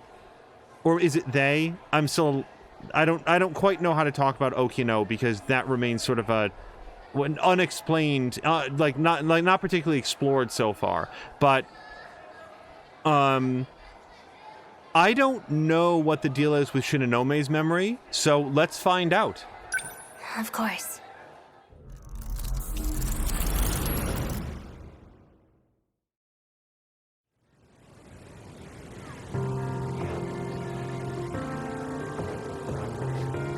Mr. Ida! Shinonome-kun. I have a question regarding what we talked about today. Will you answer it for me? Hey, not a little rude. Mr. Ida? I thought I had made myself clear. You are to avoid contact with me while at school. I will make an exception this once. What is your question? It's about your feelings, Mr. Ida. You said I was special. You are special. The thing is, I felt it too. The moment you arrived, I knew you'd be special. That something might happen between us. Okay. Mr. Ida, the substitute teacher. He's here to fill in while our teacher is on maternity leave. I've come to find he's quite mysterious, and comes with his own set of secrets. Brian, have a great probably lunch. And as Force says, love me some grooming, unless of course his plans are purely robotic. From what we've seen of him in other bits of the story, I do feel like his plans are purely robotic. I don't feel like he has very much interest in any of the characters, save how they help to advance his plans. Another question that I have is, in the year 2100, Tetsuya Ida is Shu Amaguchi, or at least that's who Shu Amaguchi was originally prior to whatever cloning or time travel or quantum duplication shenanigans are happening in this game. But this dude doesn't look or act anything like either of those characters. So is it a Tamao Karabe situation where this is sort of like a named character who doesn't actually resemble the real life person very much? I don't know yet. Mr. Ida, I've never felt this way before. Just thinking about you makes me... I have already explained to you what my position is. While you are important to me, to all of us, you and the rest of those chosen as pilots, your well-being is of the utmost importance to the mission. You do understand what I'm saying, don't you? Please don't cause any trouble for me, Shinonome-kun. It is true you are quite exceptional, Shinonome-kun. Your intelligence and adaptability are above average, and your piloting technique is more than sufficient. With you on our side, we stand a real chance. But you must be fully committed to the cause. To achieve victory, one must prepare with a full heart and great tenacity. So I still can't parse this out. I would like to give him and this game the benefit of the doubt that regardless of what she might have in mind, he's like, no, we're here to do a job. It's the mission. It's saving everybody. No, we're just going to focus on doing the job. But it's hard not to hear some of this and be like, it sounds an awful lot. Okay, he doesn't say anything like this, but I'm listening for the, oh, if only circumstances were different, if only there was a way. And he's not saying that. I don't hear that, and I'm relieved for that. Let's not be gross game. The internet has been talking of nothing but what happened last week. A group of invaders had come ashore. Their attack held back by a mysterious robot. Mr. Ida, is your only desire to put me inside one of those things? If we don't defend against the attacks on this city, it is no exaggeration when I say that the world will be destroyed. We succeeded in defeating them in the first battle. By ensuring that they were unable to reach the heart of the city, we were able to minimize the damage that was done. But the invasion is just beginning. That attack is nothing compared to what's coming. Hey, what's going on here? Akun. Weren't you the one that said not to contact you? What do you want with Ryoko-senpai? Sekigahara-kun. Stop, Akun. I'm the one who has to talk to him. Senpai... That is true. Nevertheless, we're drawing attention to ourselves. I'm leaving. Wait. I'll do it. If it's what you want, then I'll fight. Are you certain? Yes. I've made up my mind. Then we will meet after school. I'll give you more details then. Wait. I'm in too. You will fight as well. Yeah. I'll do it. I'll go with Ryoko-senpai. That is excellent news. Then I will see you after school as well. Are you sure about this?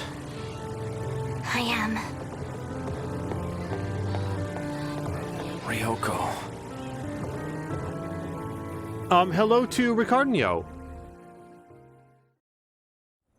Alright, I'm gonna give this game the benefit of the doubt so far that it seems like he's just focused on the mission. Area B2, Matsuyuki Cho secured. Area D7, 23 remain in the 7th wave. Number 14 has secured a path. Just a little more.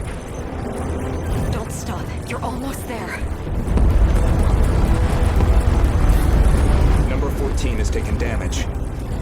Shinonome-kun, pull back. No, I can still do this. Number 17, assist number 14. Number 17. No response. Miss Morimura, something's wrong. I'm not getting a response from Sekigahara either. Systems being attacked. From where? Through the laser link. The attack is originating from number 15. Sekigahara-kun? Sekigahara is transmitting it to every Sentinel.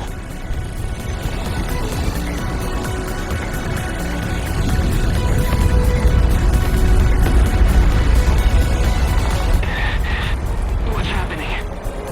Our defenses are down. Juro, fall back! Our position has become critical. What's going on? My head... it's throbbing.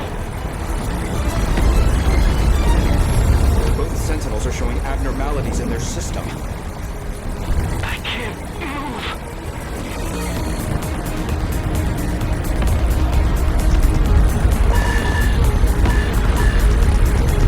The defensive line is going to collapse. I can't shut off the link. We're going to lose all units at this rate. They're going to be wiped out. Use the force transmit code on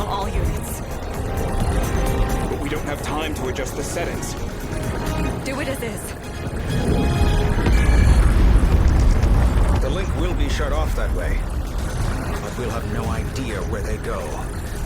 The pilots' lives are the priority.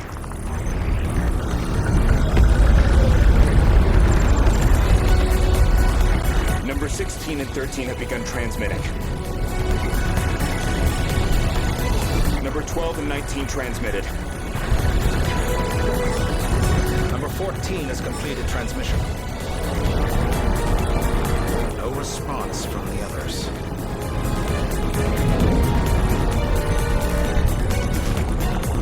How did this happen? The kaiju are almost here.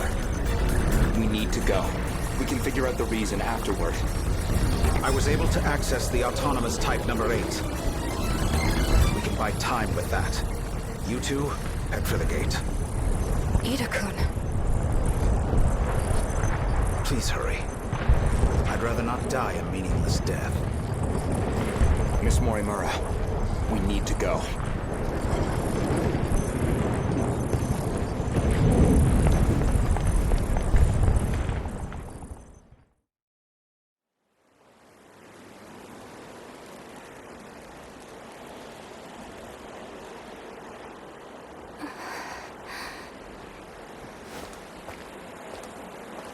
All these kids, because of him.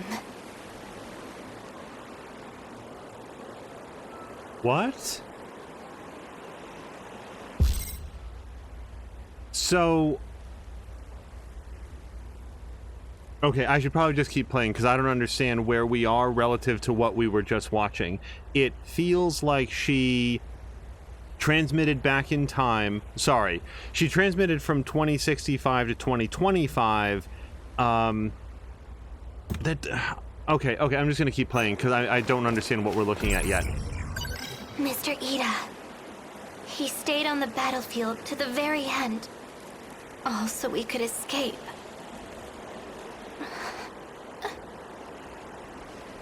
Because if I didn't say hello to Ricardinho, like this is a specific point in the game when Kisaragi, Ogata, and Miwako came from 1985 to 2025. I don't actually know why they're knocked unconscious unless it's the exact moment that they happen to arrive here. But that's sort of what we got to figure out. And she's just not particularly concerned about their well-being right now. This must be his hideout. 426 is a dangerous criminal. Oh no, this is way later. It'd be foolish to go in unarmed. Remember what Mr. Ida said. To achieve victory, one must prepare with great tenacity.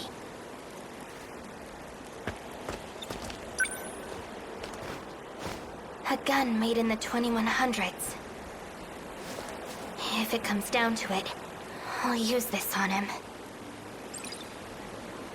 So, assuming that we get to see 426, do we think we're going to see the Kisaragi model, the Tamao Karabe model, or some other model? And I guess we're going to find out in a second. There's still some ammo left.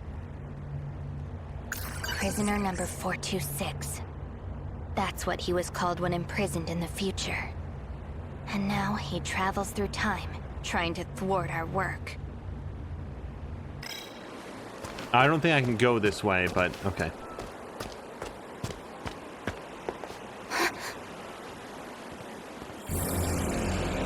Ryoko-san. I've got you cornered now, 426. It's time to pay for what you've done.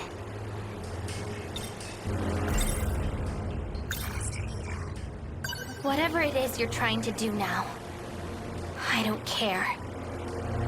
But I can't forgive you for what you did to Mr. Ida.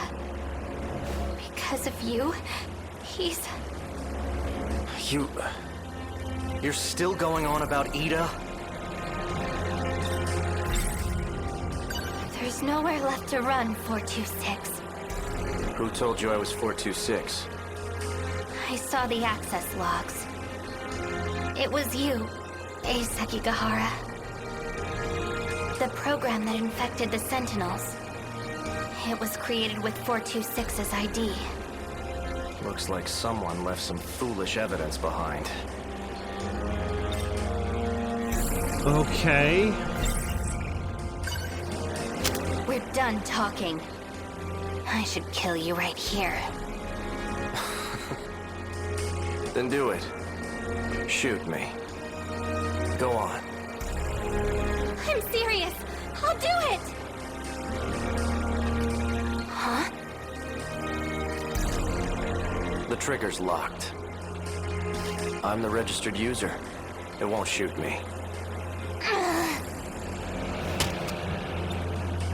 I'll take you on myself. Really? With those injuries? Besides, What are you doing? empty. Like I thought. They'll wear off soon.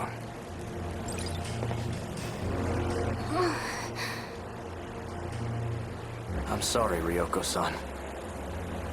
I tried. But I couldn't save you.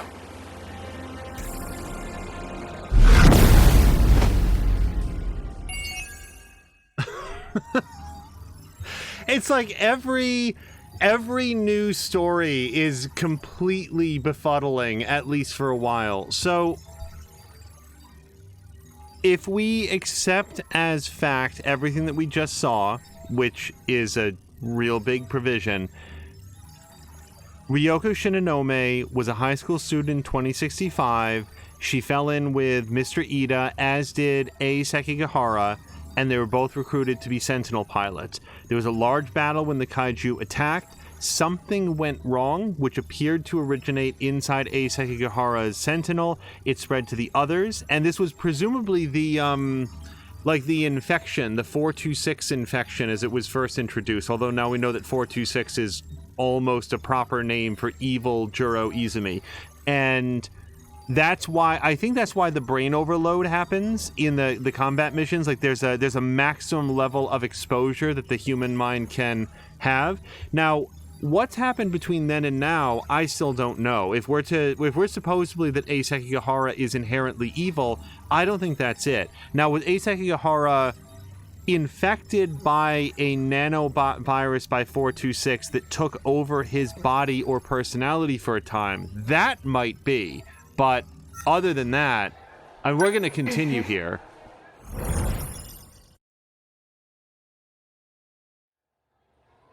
Ricardio's going to be lurking. No, nuts. I was going to talk to Ricardio. Easy. Take your time.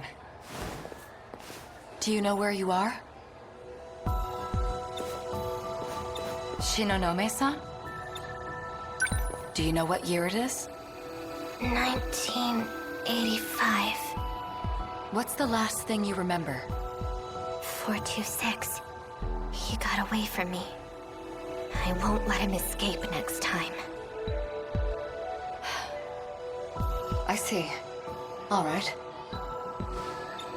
So, just for people watching, if you notice some like flickering or dimming, some color change, or even some audio distortions, that's not the stream. That is part of the game, and it appears so far to be unique to Shinonome, which I think represents her faltering mental state. The only thing I was going to say to Ricardio is that I was watching Ricardio last night as he played through some Fortnite and some Cars, and at one point he had to ban at least one bot. And I just wanted to acknowledge for him, I feel bad when I'm not looking at the chat to catch those on your behalf, because like we're a moderator on Ricardio's stream, and it feels bad every single time he has to do it himself because I just don't notice. So I just wanted to thank him for the fun stream and then say that. How are you feeling? My head really hurts. Maybe I should keep you here for further observation. My internal clock just needs a bit to readjust. You're putting too much of a burden on your nervous system. You need to stop shifting. Do you still have your pills? Make sure you're taking them.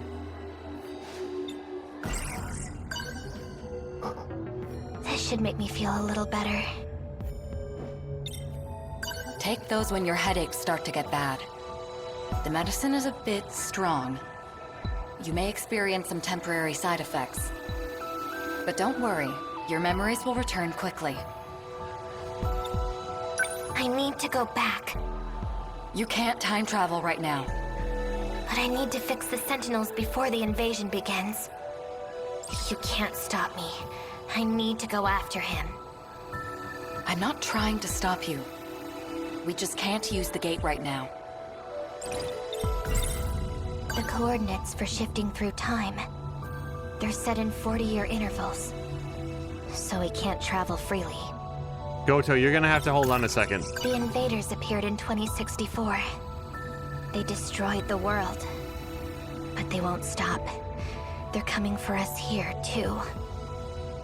I do wonder, as blah blah blah said, that she always looks like she came from a battle. I do wonder if we will ever get a scene where we see that bandage applied to her head. These pills are hard to swallow. But it's the only way these headaches will go away. Why can't we time travel right now? The gate has been sealed by someone. I'm looking into it. The gate is locked. There's only one person who could have done it. It's him. It has to be.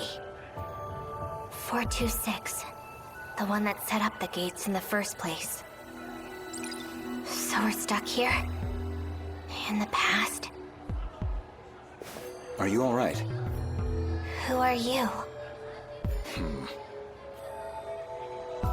Miss Morimura, Oh, hold are on. you still overworking her? I've had no choice. Oops. It's only a matter of time before 426 makes contact with someone. I need the list of those who are compatible. Of course, that includes the people of this era, too. I'll see what I can do. There's no other option. If we don't find him, the result will be worse than anything we imagined. Or would you rather I go ask the students, one by one? Fine. The file is on my desk. It isn't everyone, but it does list those who are compatible at the school.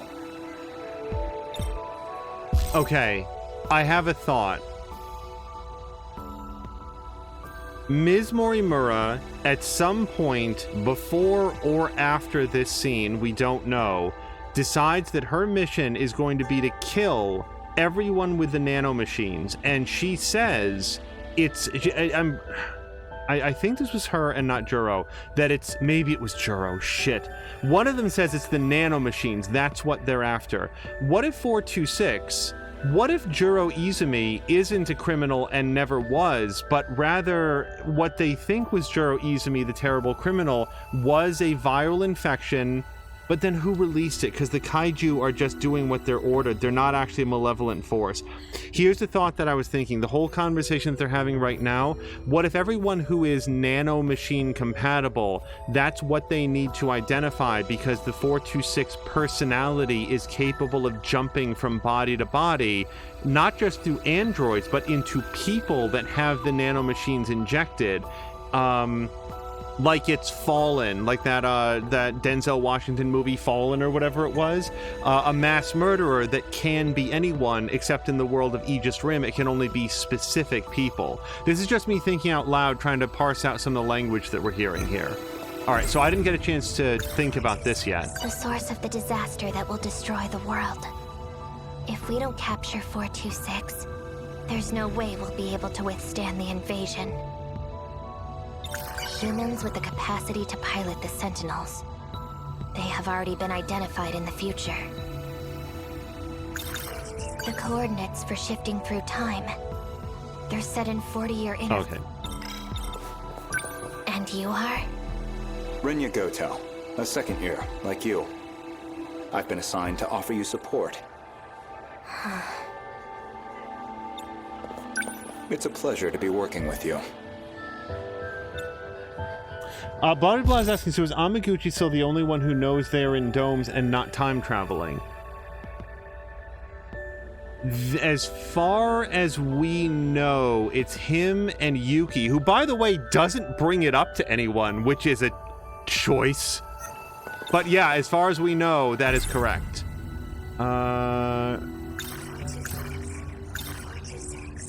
If I get any information on him, I'll let you know immediately.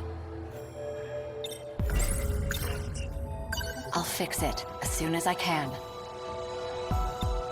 Blah Blah is asking, Goto is a student. Yes, Goto, who looks and acts like an anime villain, but as it genuinely, as far as we can tell, is not. Yeah, he's just a high school student. This is it. The plan to gather all the compatible ones. 4 girls, including myself. Wait, only girls? Fuyusaka and Kisaragi, Class 1B. Yakushiji in 1C.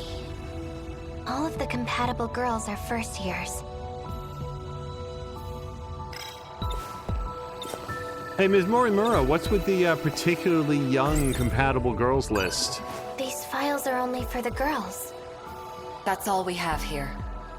Goto-kun has information on the boys. You can consult with him.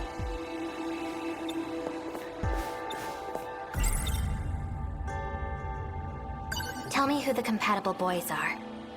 Certainly. But there's something I'd like to ask you first. I wonder, why do you hate 426 so much? Are you serious? The fate of the world is at stake. Even so, I sense your hatred stems from something else. I don't have the list. Therefore, I don't know. Renya Goto has the information I need. He claims that he will fork it over. Because he ruined the Sentinels. Because he destroyed my home. That thing deserves no sympathy. 426 is not human. He's an AI created in the future. And now, he calls himself A Sekigahara. See, when he does that, her memory is so compromised that when he just hums at her, it's like, is he doing that because he doesn't have a response for the degree of vengeance that she is emoting? Or is it because he knows or believes that to be incorrect information, but it's just like tut-tutting and deciding that he's not going to say anything about it? Tell me who the compatible boys are. 426 could try and contact one of them. Or maybe he already has. According to the clock on the wall, it is time for lunch. They should be in the cafeteria now. Let's go. Wait, can I talk to anybody else about any other thing? We're counting on you. Oh. So it seems like there's one other thing that I should be able to think about. A picture of 426. He calls himself A Sekigahara now. But he's gone into hiding. The one that ruined the Sentinels. The disaster that will destroy the world. If we don't capture 426, there's no way we'll be able to withstand the invasion. I don't have the list. Okay.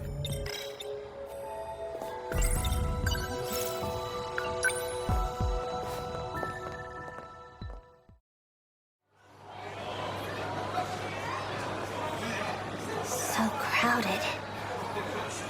Yeah, Shinonome, you look like you're in constant pain. Is there like something other than memory pills we can give you? Doesn't look like I can push my way through.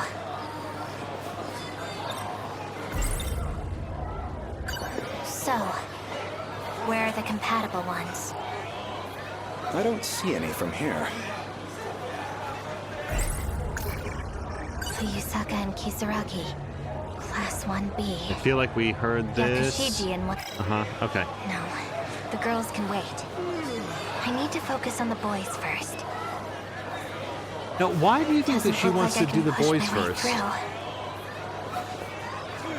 It seems to me like dividing up their list would be a good thing to do, but he's... Oh, shit. Huh?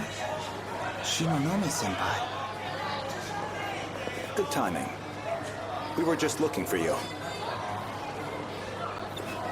That's Shu Amiguchi. He's one of them. My head. It hurts. A picture of 426. He calls himself A Sekiga, the one that ruined the Sen. Okay. I don't know why it's green. Ah. I have a question for you. Have you seen someone that looks like this?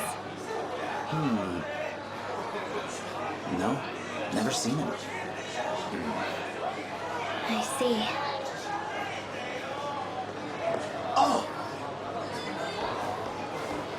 jeez. Were you able to get your bread? You need my help with anything? About last time, I wasn't able to do anything then, but I want to make up for it. You did try, and I'm grateful to you for that. Where are you going? Would you quit talking to me in front of other people? What is this strange feeling? When I see him talking to another girl, my chest feels so tight. It feels like I'm jealous.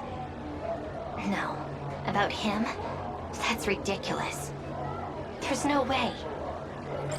I can't go on. My head feels like it's splitting.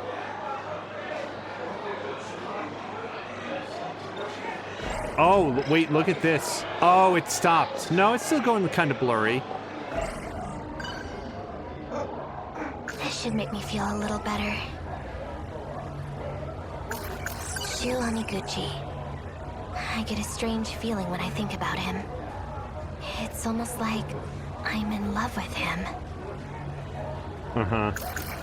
No, so I guess what is happening is that she consciously or subconsciously recognizes him as Tetsuya Ida, who we know that she has a little bit of a crush on. So I have to assume that's it.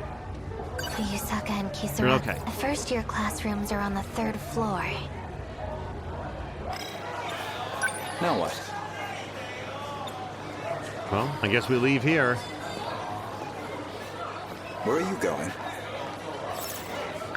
Time to find the compatible girls.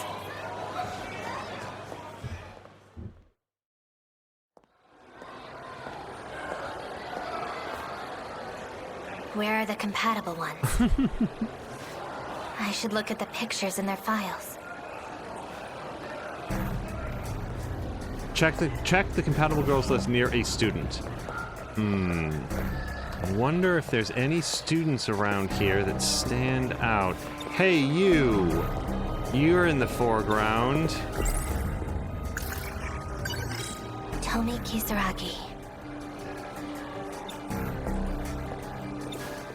Kisaragi-san, can I talk to you? Goto-senpai! Is there something I can help you with? Anything at all? Yeah? Do you like sweets, senpai? Oh, no. What sort of weird do you like? Have you seen this person before? What do you do on your days off? I'd rather not say. Hey, what's going on? Why are you doing this? You need to run. What's going on? Did something happen? No, all good. Come on, Miwako, let's go. My head. It hurts. Whoa, these pills are good for like 3 minutes? Run away? Why do I need to run? Maybe it's just any time her memory block starts to crumble, that's when like the headaches and stuff start. I don't see them. I can't go on. My head feels like it's splitting.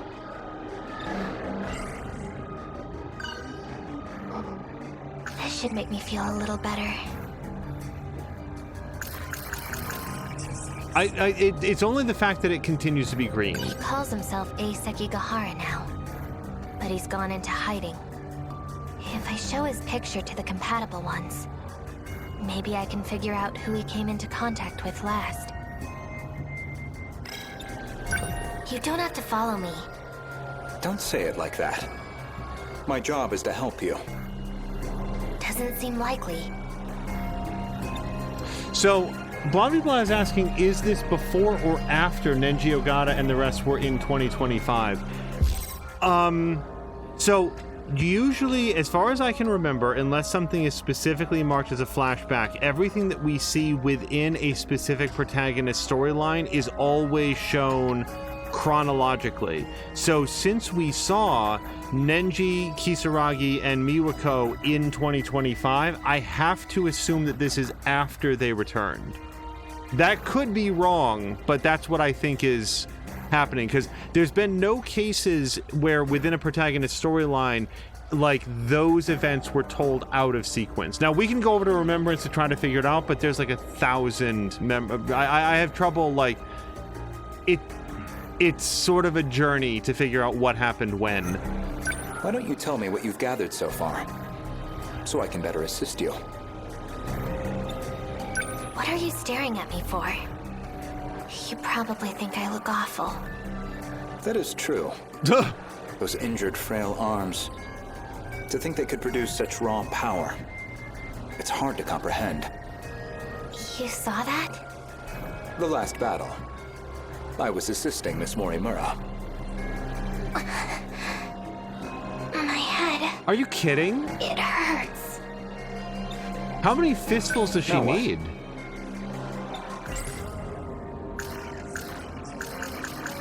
Well, I guess I have to take these. This should make me feel a little better. Whew. We got another 90 seconds of mental clarity. Okay. So, Iori Fuyusaka, possibly... Oh, Megumi.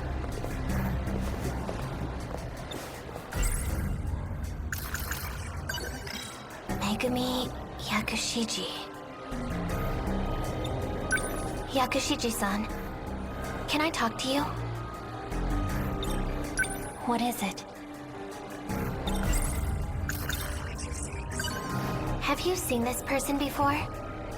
That's 426, isn't it? You know him? I mean, I've heard about him enough times by now. So Morimura told you. You know, the way you're acting, it's going to be difficult for you to pilot number 14. Number 14?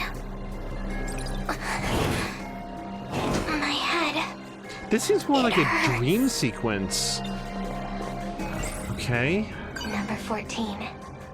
Number 14 is my Sentinel.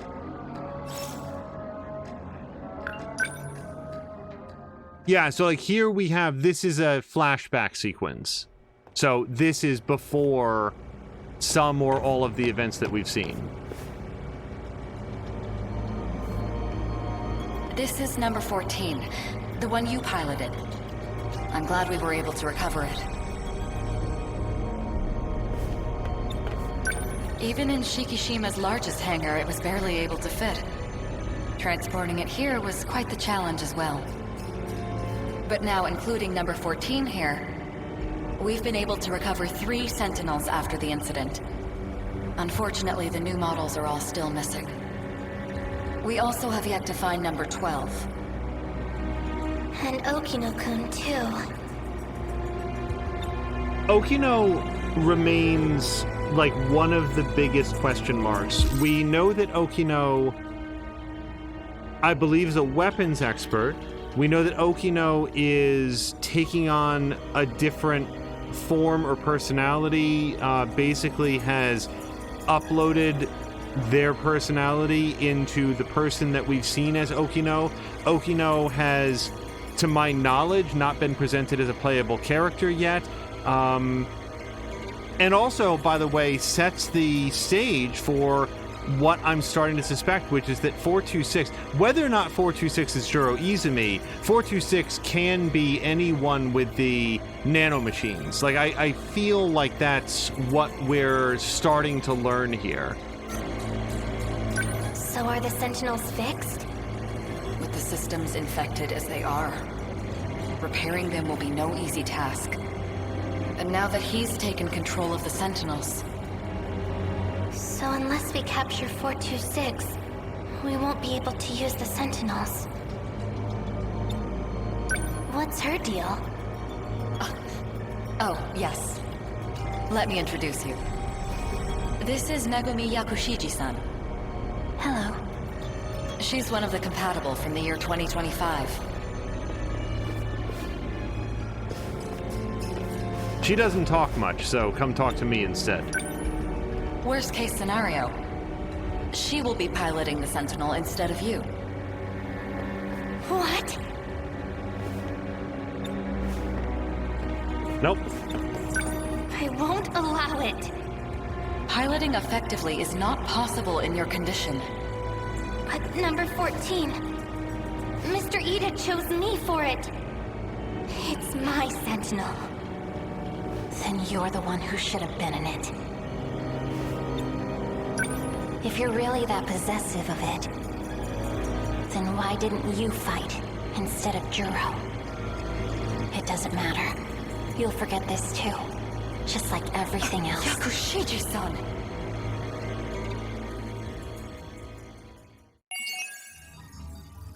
Wouldn't it be amazing if, like, there's been sort of a different tone and focus in each of the different protagonists? Like, Megumi thinks that she's firing a magic gun and entering into a pact with a demon for a lot of her story. And we talked earlier about how Yuki is sort of like on a detective story and trying to find people and has like a Watson sidekick. Like there's sort of a different flavor to each of them. What if like Ryoko Shinanome's story is like told backwards and it just takes a while to get it, like it's in Memento? So as you go forward, you learn all of the things that she's no longer aware of. That would be a really cool and even more baffling way to tell this story. So, I think let's do another story. Sure.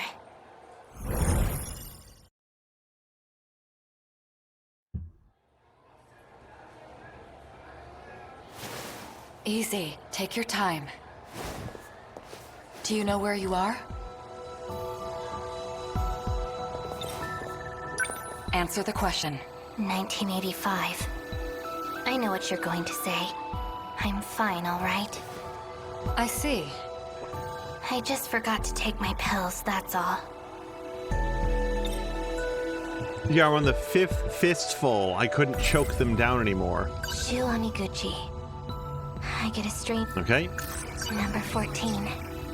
Number 14 is my Sentinel. Run away? Why do I need to run? Yeah, see, that's a good question. I don't remember anything from Kisaragi's story or what we've seen here so far that would make her be the one to tell Shinonome that she has to flee. Take those when your headaches start to get bad. The medicine is a bit strong. You may experience some temporary side effects. But don't worry, your memories will return quickly. My head. It hurts. Take 10 to 15 pills every 3.5 minutes. We're still unable to time travel. I already know that. Just tell me when it's fixed. Are you all right? I can't go on. Yeah, clearly not. My head feels like it's splitting. This should make me feel a little better.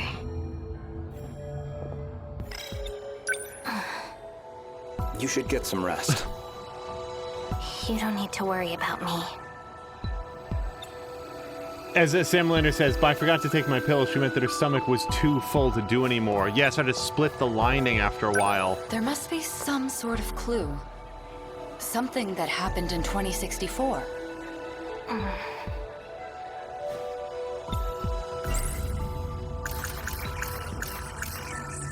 Okay, I don't think there's anything else for me to do in here. We'll check the papers. Nope.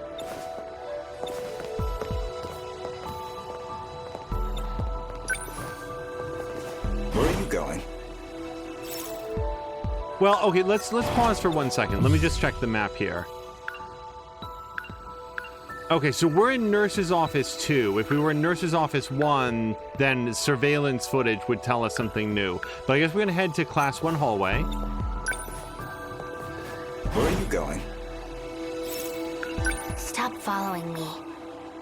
That's not happening.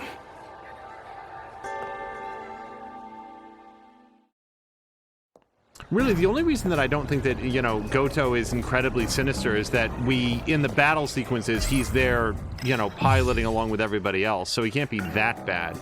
So, that was our flashback. If I can learn something about Juro Karabe or run away. Okay. So I have the ability to look into runaway. Whether or not that's a thought, or I should just sort of find a way to ditch Goto, that's what we're gonna have to figure out. Kisaragi-san, can I talk to you? Goto-senpai! Is there something I can help you with? Anything at all? Yeah? Do you like sweets, senpai? Oh, no. Did you just tell me to run? Like? Well, I... Goto's What do you do on your distracted. days off? Go on, ditch him. rather not say. Do you like sweets, senpai?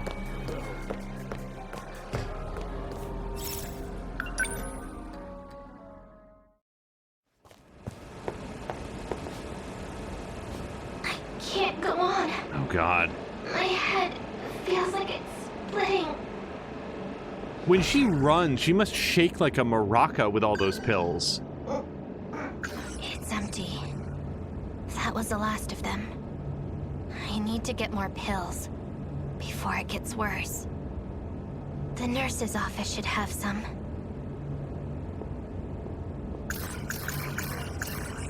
A picture of 426. There's one bright green He thing calls upstairs. himself- Okay. I'm out of pills. I need to get more from the nurse's office.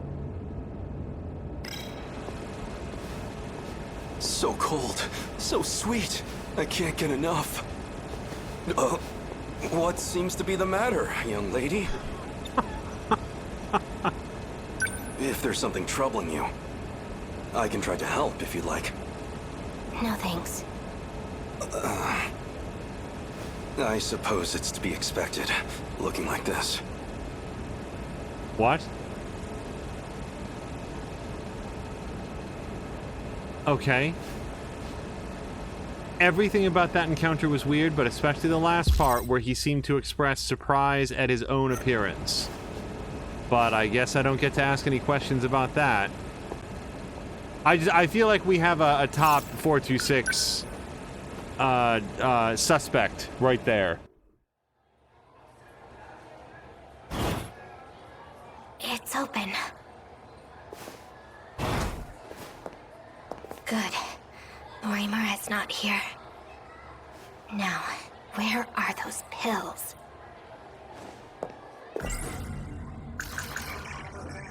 Oh, it's gonna be look at her because this is Iori. Well, let me look first. There's a student asleep in here. This girl. She looks familiar.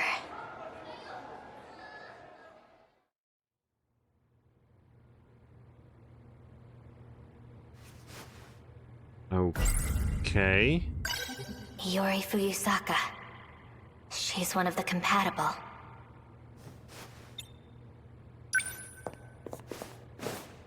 There's something under the pillow. An ampoule. This must be the medicine she was given.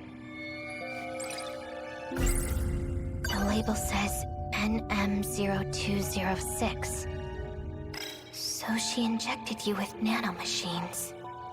What is Oops, Morimura sorry. thinking? Why give Iori Fuyusaka nanomachines?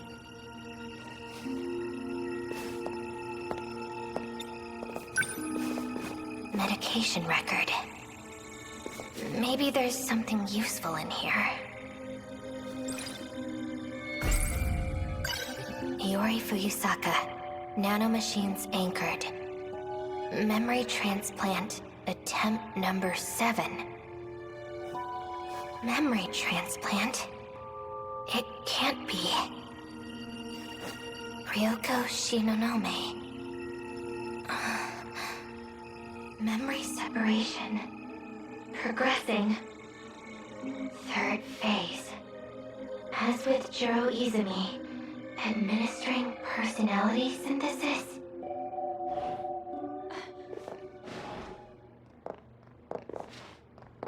Oh? Where's Goto-kun? You didn't have permission to read those. What does this all mean? It's a necessary measure. Well, did you find the culprit? What are you planning? You're in even worse condition than I thought. You need to take your pills. Answer me. What are you doing to Iori Fuyusaka? My head. What are you doing? Maybe it's time. Shinonome-san, how are you feeling? Oh, Ducky. How much can you remember? As I suspected, you're starting to disappear.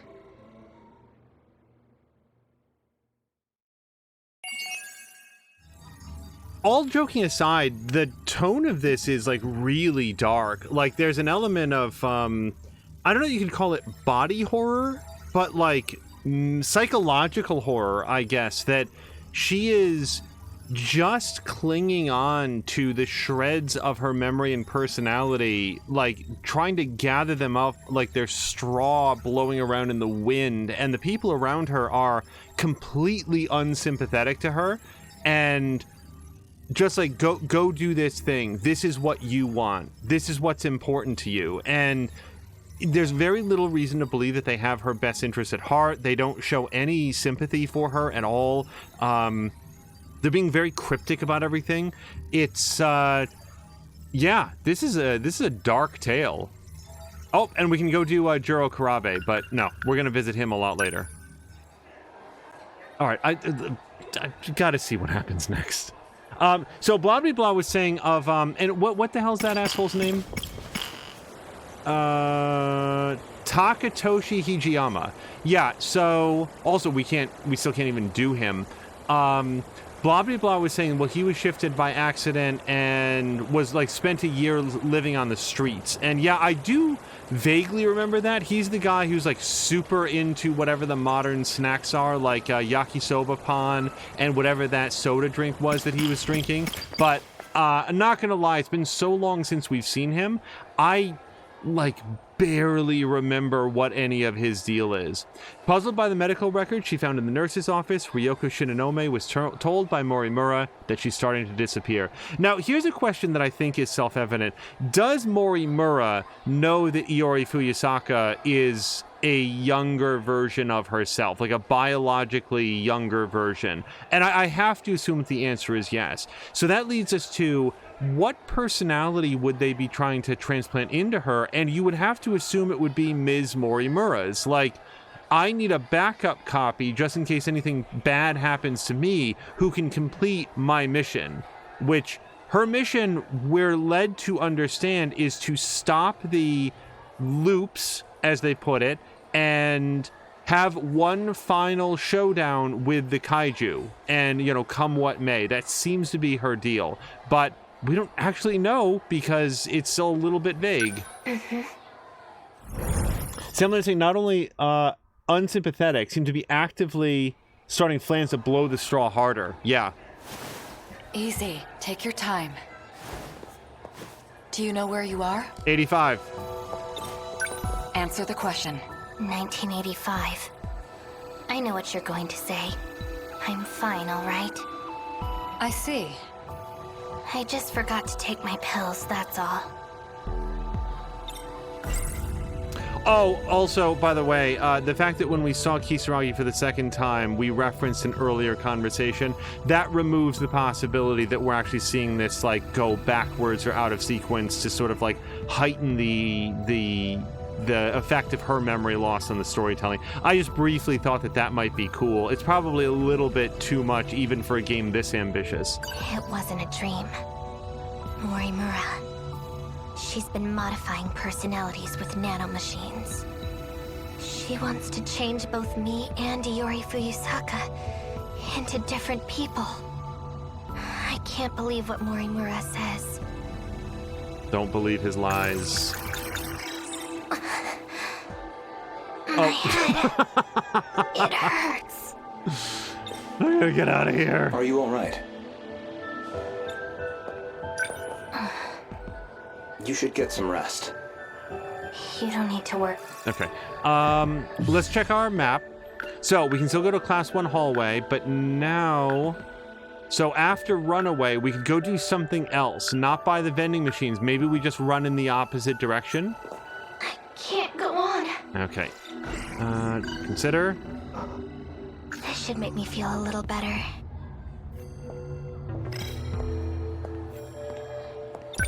Where are you going? Stop following me. That's not happening. Jillian is saying, I struggle to see how 1985 would explain where you are. Yeah, it does seem like 1985 could be a lot of different places. You know, like probably a 20-kilometer square area, for example. Kisaragi-san, can I talk to you? Yeah? Do you like sweets, Senpai? No. Did you just tell me to run? Well, What do you do? Okay, let me try to go the other way this time. I'd rather not Sure, say. the cafeteria. Do you like sweets? I went obviously away from him because I figured that was how a person normally runs away, but... But I took my pills. Senpai, are you alright? Shu Amiguchi. There's something I wanted to ask you, actually. But it doesn't look like right now's a good time. You really don't look so good, you know. Your face is all red, too. Maybe you have a fever? Just leave me alone. No. It wasn't a trick. Okay, Run away? Why do I need to run? This isn't right. I'm trying to figure out which one is the bright green one. I just took some. Yeah, there we go. Okay, so she's starting to catch on that these pills are garbage. Shinonome, Senpai? What is this feeling? I think it's nausea. Oh, strange feeling. I get it. This boy. He reminds me of him. His eyes. The way he acts. It's just like Mr. Ida. Seems literally Mr. nothing like Ida. Mr. Ida. I remember now. About Mr. Ida. When I was shifted to this era.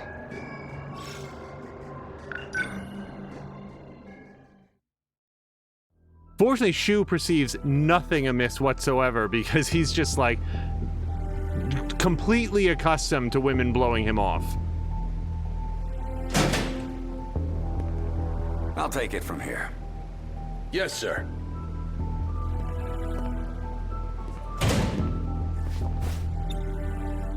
Ryoko Shinonome. Female. Teenager. No matches in the registry, no prints on file. According to the written statement, reports repeated falsehoods, possibly delusional. Psychiatric evaluation necessary. So what? You're gonna get rid of me by claiming I have a mental disorder? Yeah, Sarah Connor, you. What about my Sentinel? How are you going to explain that? We're still investigating. How'd you get something that large into the city? You'd think someone would have seen it.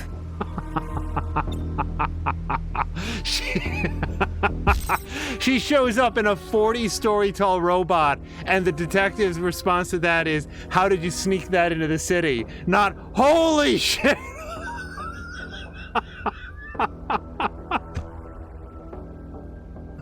You've got some explaining to do, young woman. We want to know how you got that into this city without anyone noticing. What even is that thing? It's a weapon. Created to fight kaiju. Kaiju. The ones you said appeared in 2100?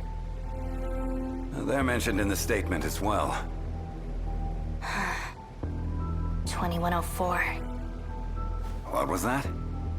They first appeared in the year 2104. And hello to Azaric. Sam Linder's saying, and by forgot she ran out of. The thing is, she may not remember that she ran out of pills. Her memory is really, really bad by this point in her story. But yeah, that's certainly what happened. And blah, blah, blah saying, I'm just waiting to discover that this dude is also a high school student. He could be. Like, you just never know in this game. So, if you're from 2104, what are you doing here? I came from the year 2064. I've told you this already. I don't know why, but when I woke up, I was here. Your story is just too unbelievable.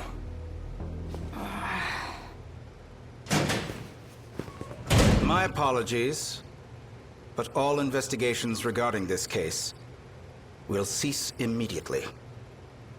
And you are? Mr. Ida! Tetsuya Ida, advisor to the Special Investigations Unit. You will throw out all statements and records and hand over this witness to us. Come with me. Mr. Ida! I'm so glad you're safe. I'm sorry for not coming to get you sooner. Special investigations. So it was true. An intelligence agency created from private contractors. But does it come with actual authority? Orders from the Director General of the Defense Agency. Please, look them over. These are confidential matters relating to national security. Therefore, it needs to be kept a secret within the police as well. Monitoring public safety also falls under our jurisdiction. You're all right now. Let's go. Yes, sir.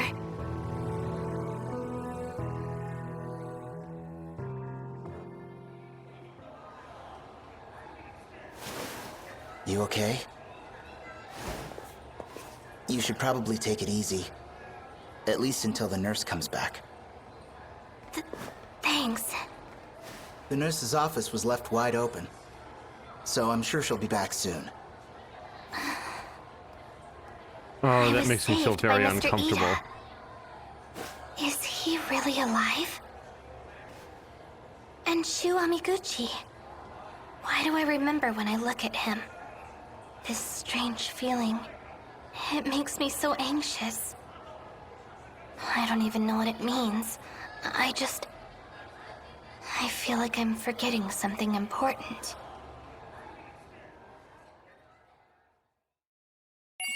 If I was on school faculty, anyone who was discovered having allowed Shu Amaguchi to be in a room alone with an unconscious woman would be summarily dismissed.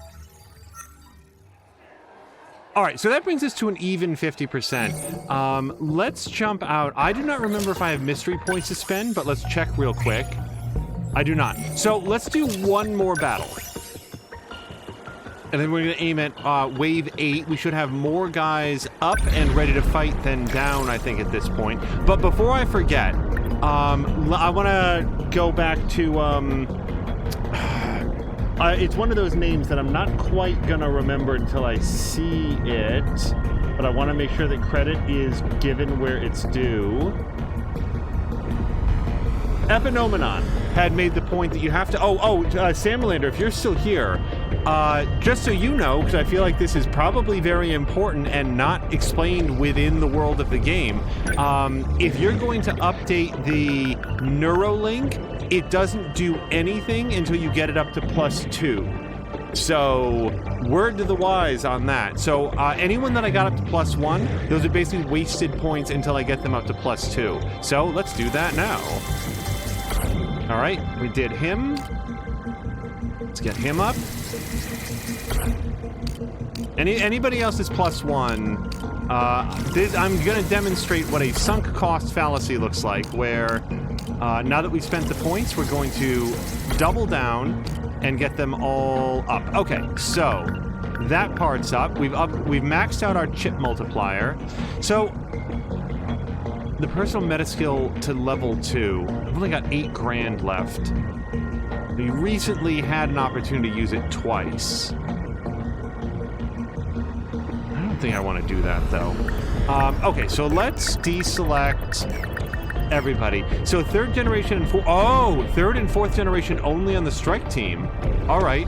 Well, then we're going to bring these two and these two.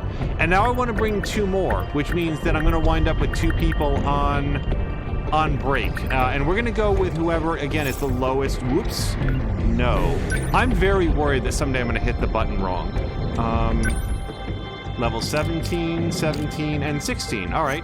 Goto, you're on the squad. Allow me. As are you. Let's roll. Okay, so there's our squad. Let's get them upgraded. Well, let's get one person some kind of upgrade.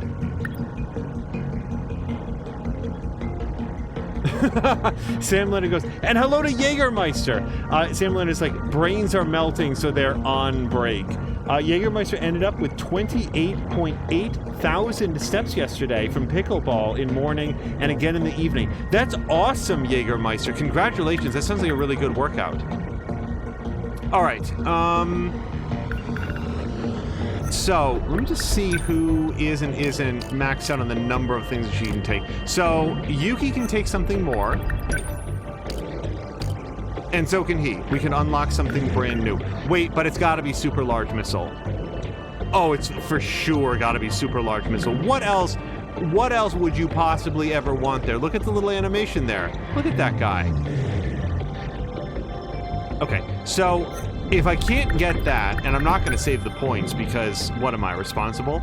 Let's yeah, so let's either unlock or do something cool here. We could go with interceptors. But she's had better stuff, I feel like. Go with flare torpedo. That's always a hit. When attacked, immediately counterattacks all kaiju near the Sentinel. The only trouble is that requires you to get hit. And I try to avoid that. We've been pretty successful at it so far. I'm going to unlock Shield Matrix. Because I don't feel like I'm ever going to say I have too much ability to eat damage. And we're also going to unlock Leg Spike number 3. And yeah, I can't quite do this one.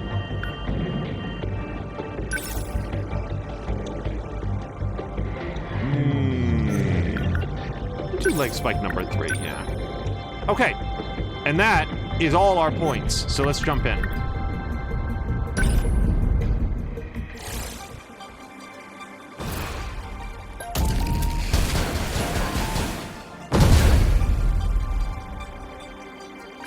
Something coming from up top. Daimo's signature's identified. Stay calm and let the Sentinel analyze it. I know that one. It's another of those huge carriers. No, it's similar, but we haven't seen this one. Probably a new model of the Terra carrier. Looks like they've got squadrons of flying weapons. Natsuno-san, get ready for anti-air combat. Right!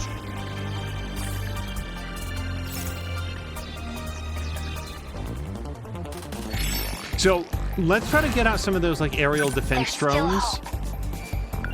Not move. No, shit! Oh, I put her into defensive mode. And unless I'm wrong, there's no way out of that. Balls. There's absolutely no point in that. Yikes. Okay, be real careful about that, I guess. Okay. Well, what's done is done. So... yeah, I want a G4, somebody that's got flare torpedo. Yeah, so we're gonna move it by going in a lot closer like that. And let's get Yuki in there as well. Keep this thing moving. What's our plan?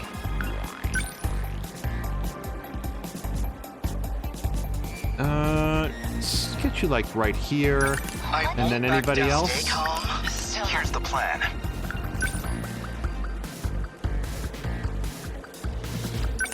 Not throwing away. Nope. Now then. Let's go, Natsuno. gonna move her a little bit. Let's get her across the river here. Give her a little bit more mobility on that side. Stay on guard. Okay, now. So if I do that, it looks like it does something stationary where he is, and they're not even down yet, so... Yeah, flare torpedo. Let's drop that right there. How's this? Gotta keep my spirits up. Are we? As long as I can keep this thing Now, I don't moving. think she has flare torpedo, but he does. Now, I've never yet figured out, like, can you double up on flare torpedo? Is it just a waste? It probably feels like it'd mostly be a waste. So let's actually do shield matrix on everybody. Yeah, right there. Shield them. Thanks. Feel like at worst, we'll have a little bit of defense. Gotta keep it together. What's our plan? No fight I can't win. Okay, that's not great. And she's too close to really do a good job with that. Leg spike is very good against stationary units. Yeah, we're gonna do this, and one of the reasons that I feel comfortable is A, she has a shield, and B, she has that composite armor. So any attack that does, any individual attack that does less than 500 damage is just gonna bounce off. No, through with me. How's that? That ought to do it. Let's go. Stay calm. Gotta do something. Just watch. Where are they?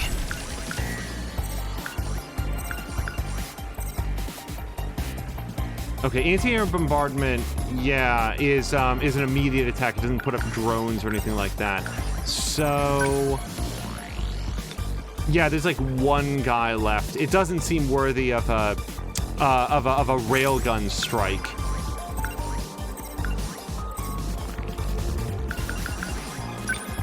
Oh, this will be perfect. They don't stand a chance. A hit! Enemy unit destroyed. Look! Better put on a show for Yuki-chan. That line will never not gross me out. My treat.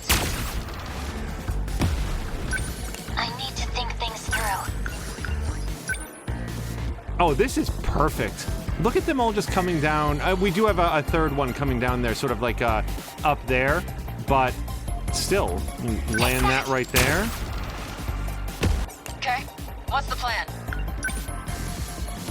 Number 21 Next on the move. move.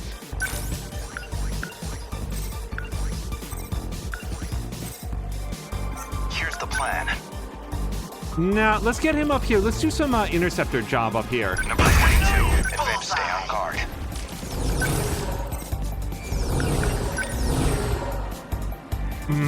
Boy, I would love to gravity missile them. Nah, let's continue What's him up, on his Paul? path. Gotta keep my spirits up. Go away! Get it! Always think ahead. Okay, that looks more or less like the center where they're coming down. How's this? Okay, no fight I can't win. Oh dear, this is Salamander has to go to the basement for a tornado warning. Salamander, I hope that you're going to be okay. Also, Jägermeister said, did I read this aloud, that it's not a workout, he's just having fun and doesn't want to call it a workout and stop having fun? Oh no, then good game. Like, yeah, whatever keeps you on your feet and enjoying it, that's the most important thing. Blah Blah is asking, who's your favorite character? Yuki Takamiya, the character that you see right here. I like her story a great deal. I like the voice acting for her character. Terra Carrier. Okay. So that Terra Carrier is a great target for leg spike. But I'm not sure if I want to do that until we take out some of the other guys in here. That do it? This place is not. Where are they? Red range. Leave it to me. Second favorite, I think, would probably be Minami, because she has big Ali Sheedy from Short Circuit energy. She's very enthusiastic. I like that about her. She's very sort of bright-eyed, and she's wrong about everything. But by God, she is, like, she's having a good time with all of it. Juro's just sort of like a blank slate. I don't really connect with him at all. Shu Amaguchi sucks. Naoto? What the hell's that guy's name? The dude with the pompadour. Fudge. I always forget that guy's name. He is probably my favorite male character because although he's very gruff and I don't always like the way that he has sort of a delicate ego about him, which he sort of takes that out on the others around him. But at least he means well, and he's able to set that aside when he sees that somebody's hurting or in danger or whatever. Like, right, floating mine doesn't really help us out. Flare torpedo. All right, perfect. Yeah, right there. Which I wouldn't have expected. It's not Naoto. It's not. Carolina says he's my next least favorite character altogether. See, the thing is, for like, Amaguchi sucks so hard. Like, everything about him is creepy and weird and inappropriate. And Juro's just like Juro is the most. He's like a silent protagonist, except he talks. Like, in every other way, he's a complete nothing of a character. So it's very difficult to. Wait, interceptors. Yeah, interceptors. Let's see what this does specifically. Okay, so they do deploy in a little cloud around her. That's cool.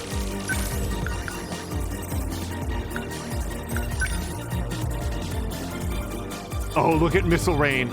Look at how much stuff Missile Rain hits.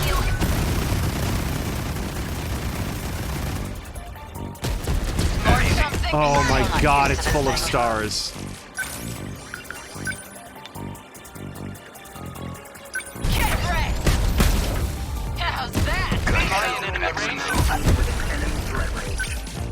Okay, so I'm going to shoot a gravity missile right in here that's going to force them back into the flare torpedoes area of effect. That easy.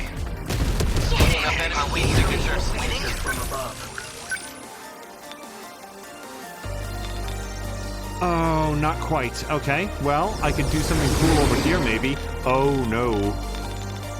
Okay, so can I drop a shield matrix on everyone, perchance? Shield them. Thanks.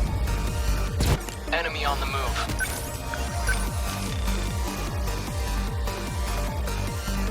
See, these guys are already on the move is the concern. These guys are a big cluster. It might be time to do the meta gauge EMP pulse.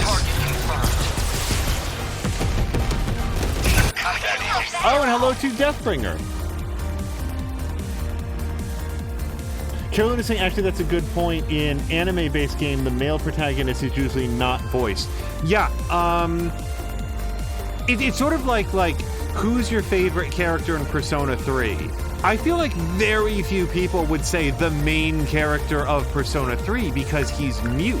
And that game, frankly, has so many other, like, fantastic characters to connect with. And that's what I feel like here. I feel like Juro is, like, the least interesting. He's the Harry Potter of this story.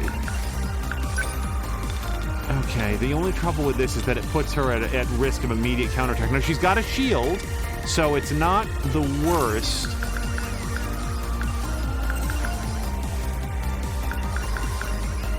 Yikes, I don't know what to do. I don't know what's best. I do feel like dropping another flare torpedo in their path is... Okay, and we're gonna do this, because we've got... Wait. Wait. Stop, everybody stop for 1 second. Okay, I want to wait until these guys come down to launch my EMP, because if we're gonna hit some, let's hit all. So... what do I do here? This is a lot of guys. Oh, look at this. Look at this EMP stunner. It's not quite all of them, but it's so many of them. Yeah. Hold up! Get it! Enemy spotted! Still not used to this thing.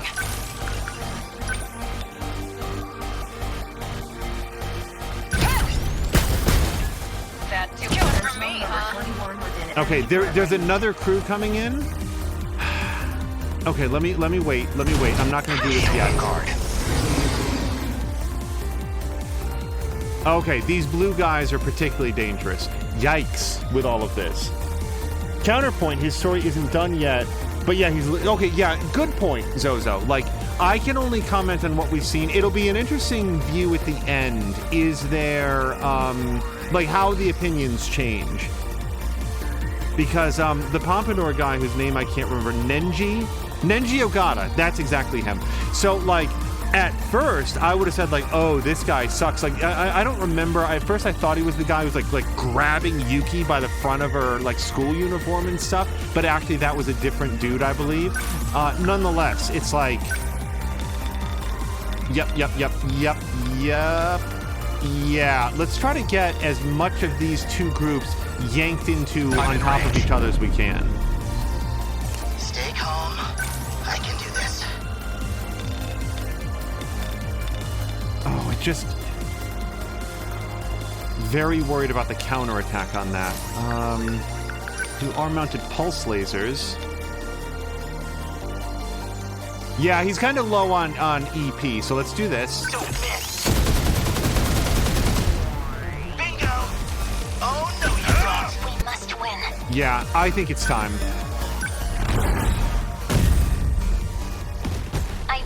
We only get one of those. I want to make sure we've made it count. So, yeah, these guys are all down. They can't do very much. If we're going to do this attack, this is the time. I've got you now. Destroyed. Enemy detected. I won't back down.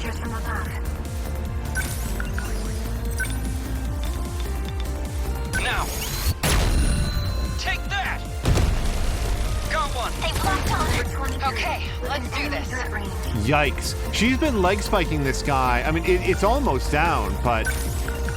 Yeah, let's finish this up. Through with me. Nice. You're scrapped. We will not lose. Do we think I have time to hit them again? And I feel like we do. Yeah, and let's get those missiles that are being fired as well. Take that. Yes. I did it. Gonna be okay. Definitely.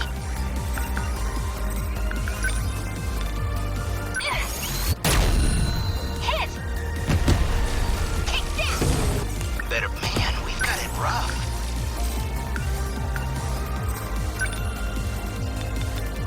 Flare torpedo on them. Flare torpedo on them.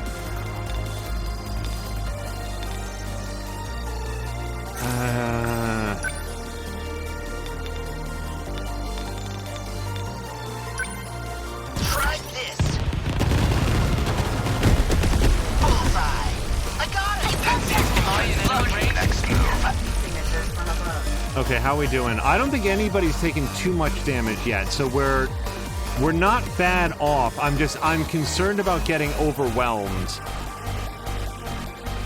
Oh, look at those, the little drone guys are still out there doing business. I honestly thought that they would, like, I know that said fire on, but I thought that they would be more short-lived and maybe just, like, collide with the enemies.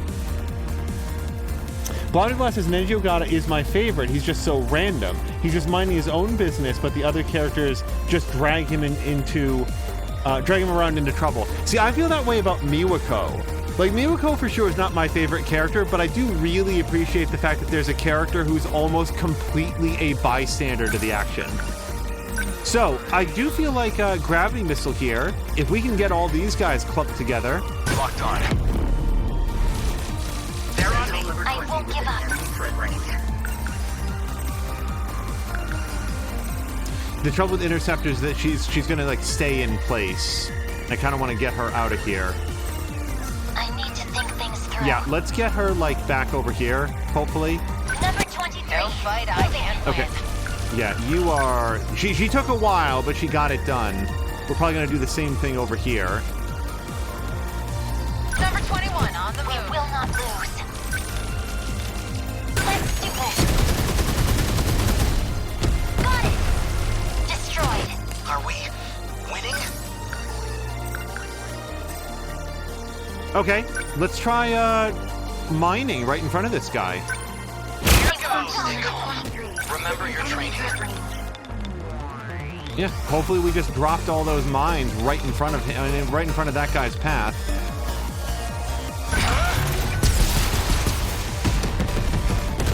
Let's go,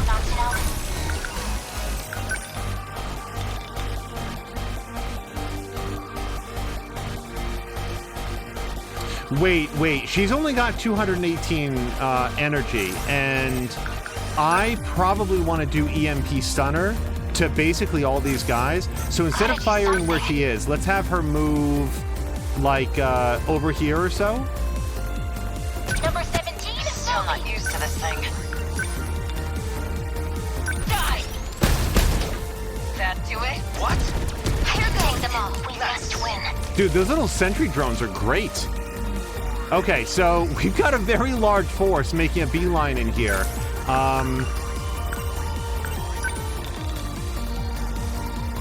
Really love something I can do about that. Drop a flare torpedo in their path, I guess. That seems insufficient.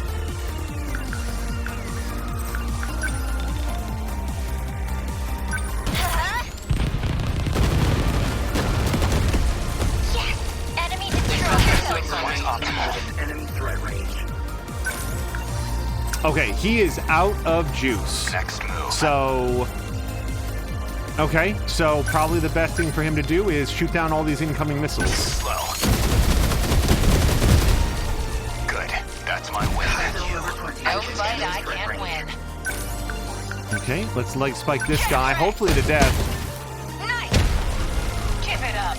Better put on Also, a show for I didn't realize until we watched the little animation that leg spike is not like jamming a spike into the leg of the enemy to pin them down. I knew it didn't pin them down, but that's sort of what I thought. It didn't occur to me that it was jumping up and like double fist kicking it with your legs. Interceptors can be destroyed by enemy fire, but otherwise do not time out. Cool. All right, so do some more floating mines.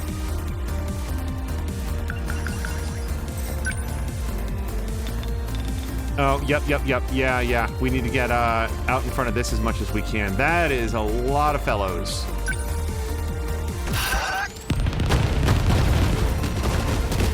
Bingo! Enemy down! I hate the amount of enemy fire. EMP stunner, please. Get it! Slam things through.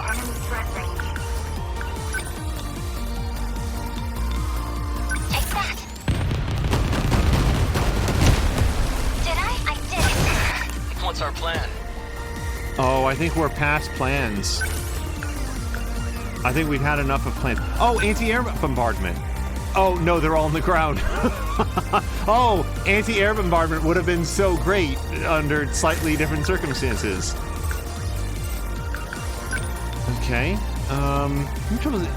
Okay, he's not armored. Can I hit both these guys? Leave it to me. Take that! Enemy down. They're on me. Still not used to this thing. Yeah, Yuki is my, like, we don't have any G1s in the field, so she's sort of filling that role. Nobody has Devastator Blade, so what we have her doing is basically sprinting around and finishing off the enemies as they're incapacitated. Okay, so I want to stop these guys from coming in, if I could, please. So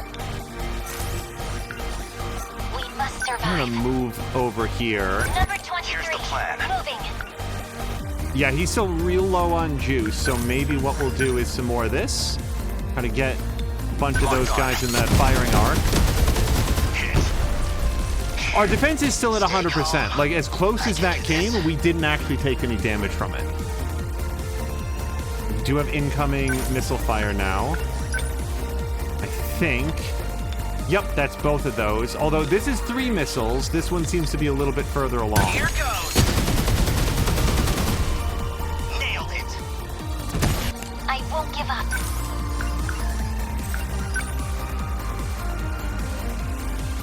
No, I want these guys down. So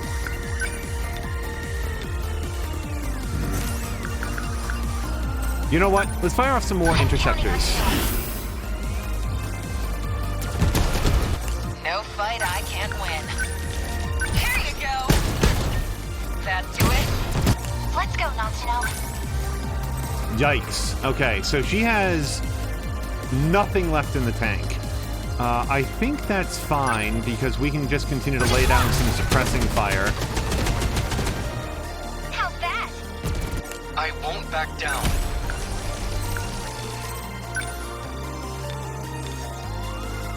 Is this one? No, they're still up.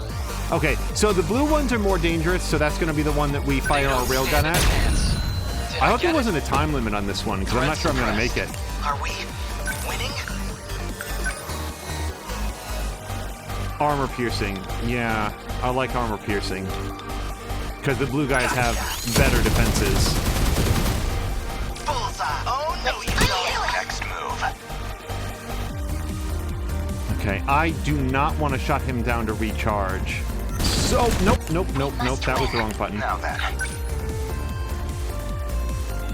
I need to think things through.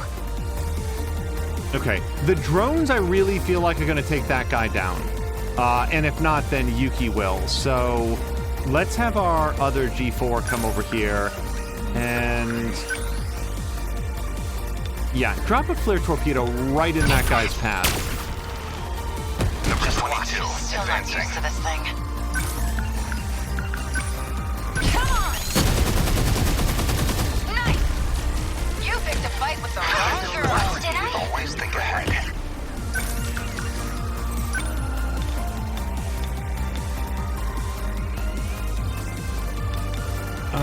Okay.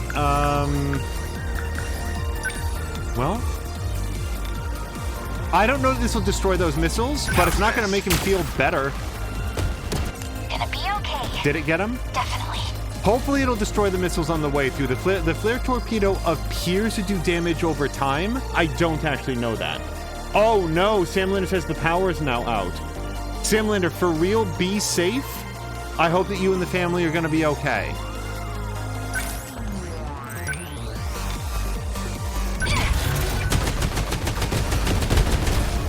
Hit! All right! Good now. All right, those interceptors are coming over.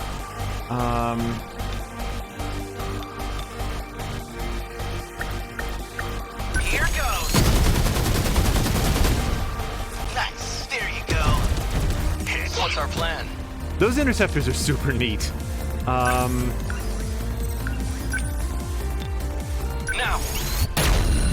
A hit. Enemy signal I won't give terminated. up.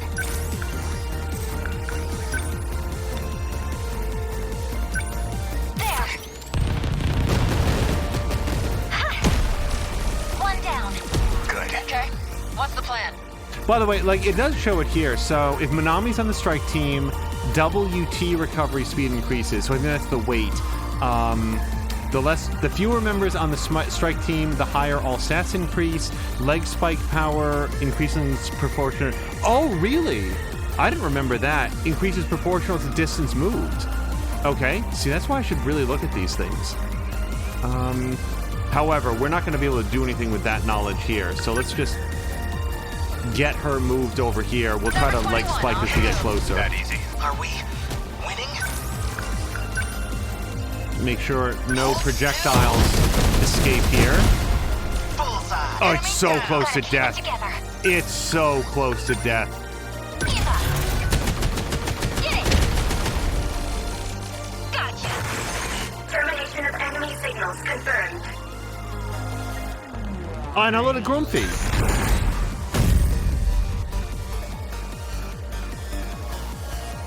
Aegis activated.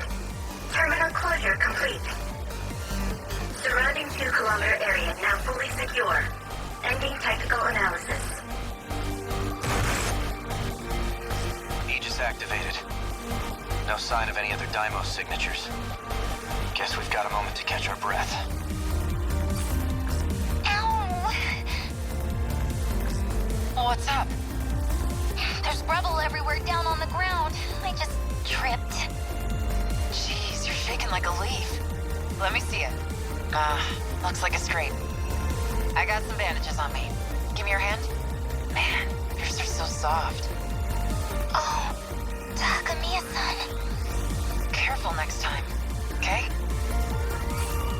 Whoa, what the? Why is my heart racing right now? What is happening? Does that mean... But I didn't think I was... I mean, what if... Whoa, what's got you all blushy? It's not like that. I'm not cheating. A-kun's the only one I need. Where the heck did that come from? No more enemies, right? You never know where any of these scenes are going.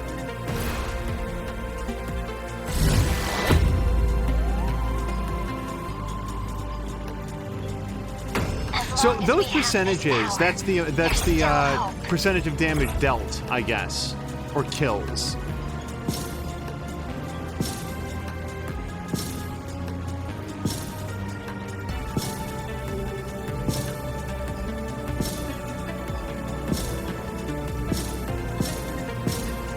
Terminal damage 0.2%. That feels real good.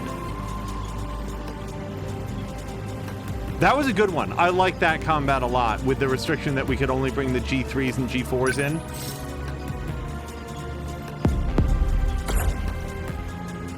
Because I kept looking at the map and seeing more guys coming, being like, okay, wait, don't do the EMP pulse yet. Just hold on to it.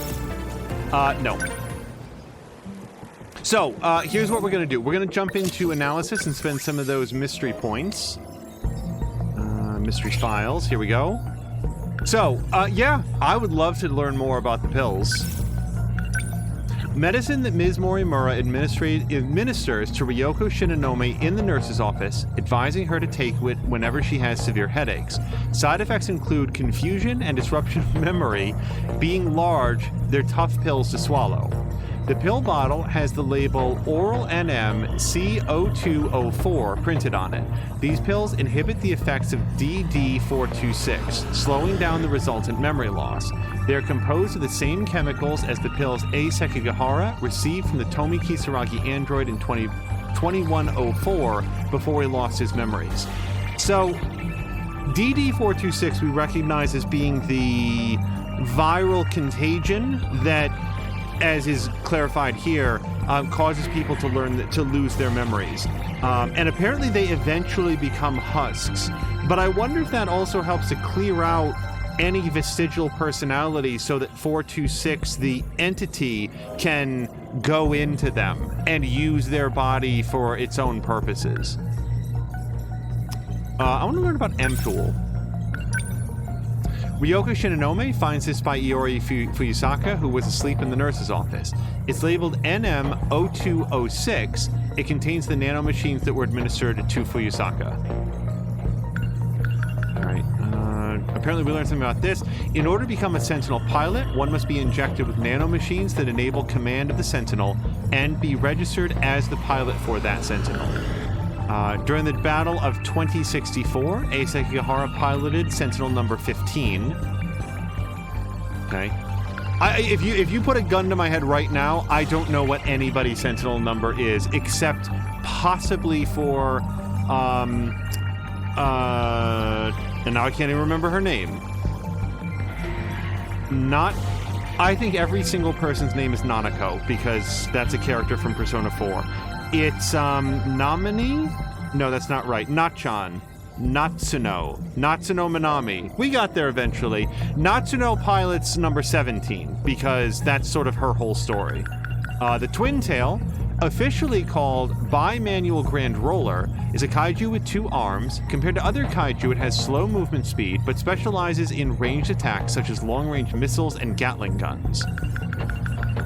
Alright,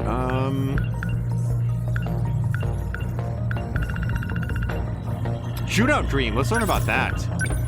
The dream that Jiro Karabe told Iori Fuyusaka about in the science room is a dream about two rebels who travel back in time to bomb an interstellar development facility they believe to be the cause of an apocalypse. Karabe claims that the woman who appears in a leather jumpsuit looked just like Fuyusaka. Well, I can think of a couple differences, but yeah, that's Fuyusaka. And, oh, and by the way, in the little animation there, the little picture there, you can see adult Jiro Karabe, which is different from, well, okay, you can see adult Jiro. I think it is Jiro Izumi, but the way that he appears as an adult. And, yeah, let's learn about Shikishima's interstellar development project. I don't think this is going to be very... Wait, no. Sorry. I need to learn about Dogface. I take it back. A 1980s slang term used to call someone ugly. Nenji Ogata threw this insult at Tomi Kisaragi. In the original Japanese, the word he uses is chinkusha, derived from chin, Japanese chin dog, and kushami, a sneeze. The Japanese chin dog's facial features are unusually close together, and the originator of this insult must have imagined that such a dog sneezing would be especially hard on the eyes. While Kisaragi failed to recognize this old-fashioned retort, it was clear that it wasn't a compliment. Okay, because I'm just letting you know, in America, if you call someone dog face, regardless of the era, that's going to be understood as where it comes from. But understanding that in the original Japanese, it's sort of like a contraction of two different terms. Yeah, sneezing dog may not immediately bring to mind. It's kind of like today, if you call somebody a square, you're such a square.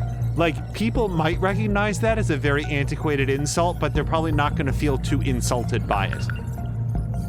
A superb soft serve that offers both a rich flavor and refreshing aftertaste. Iori Fuyusaka, Tomi Kisaragi, and Miwako Sawatari enjoy this on their way home from school. The fragrant cone is delicious down to the very last bite. It looks good. Okay, and that's going to be it. We're going to go back into, well, actually, we're probably just going to be here. We're going to save it up. Based on where we are in the story, I would think that we're pretty close to the end. However, there's a lot of individual story chapters left. We've got a bunch of Juro. We've got that Hijiyama, I think his name is. Whatever that guy's name is, the guy who really likes yakisoba pan. I don't think that we've delved into Goto at all. So, yeah, we're into like the back third of episodes now, but there is a lot of distance left to cover. So I'm really glad that you guys could join me for this most recent episode.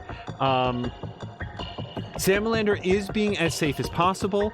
Grumpy had said pedal faster. Salamander said GG.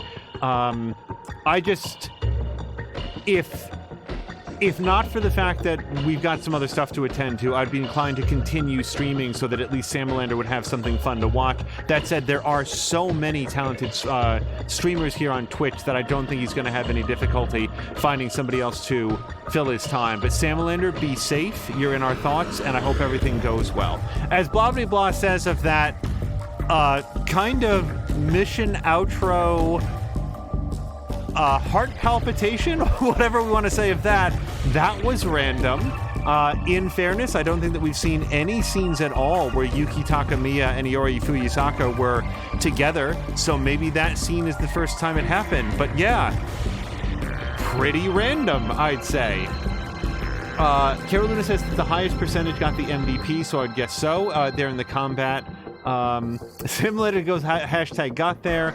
Blah blah blah says we still do not know anything about the adult versions of these characters, right? So we know a couple things.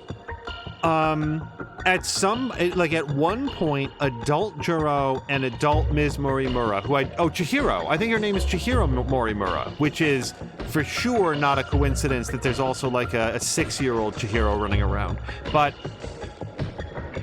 Juro Izumi and Chihiro Morimura were working together as rebels to try to change the time stream, which indicates to me that at some point everybody believed that they were traveling around through time and probably actively having their memories adjusted by central command, central control, whatever it's called, to keep that illusion intact anytime they came across information that might yield discovery of the truth, there was some sort of adjustment made.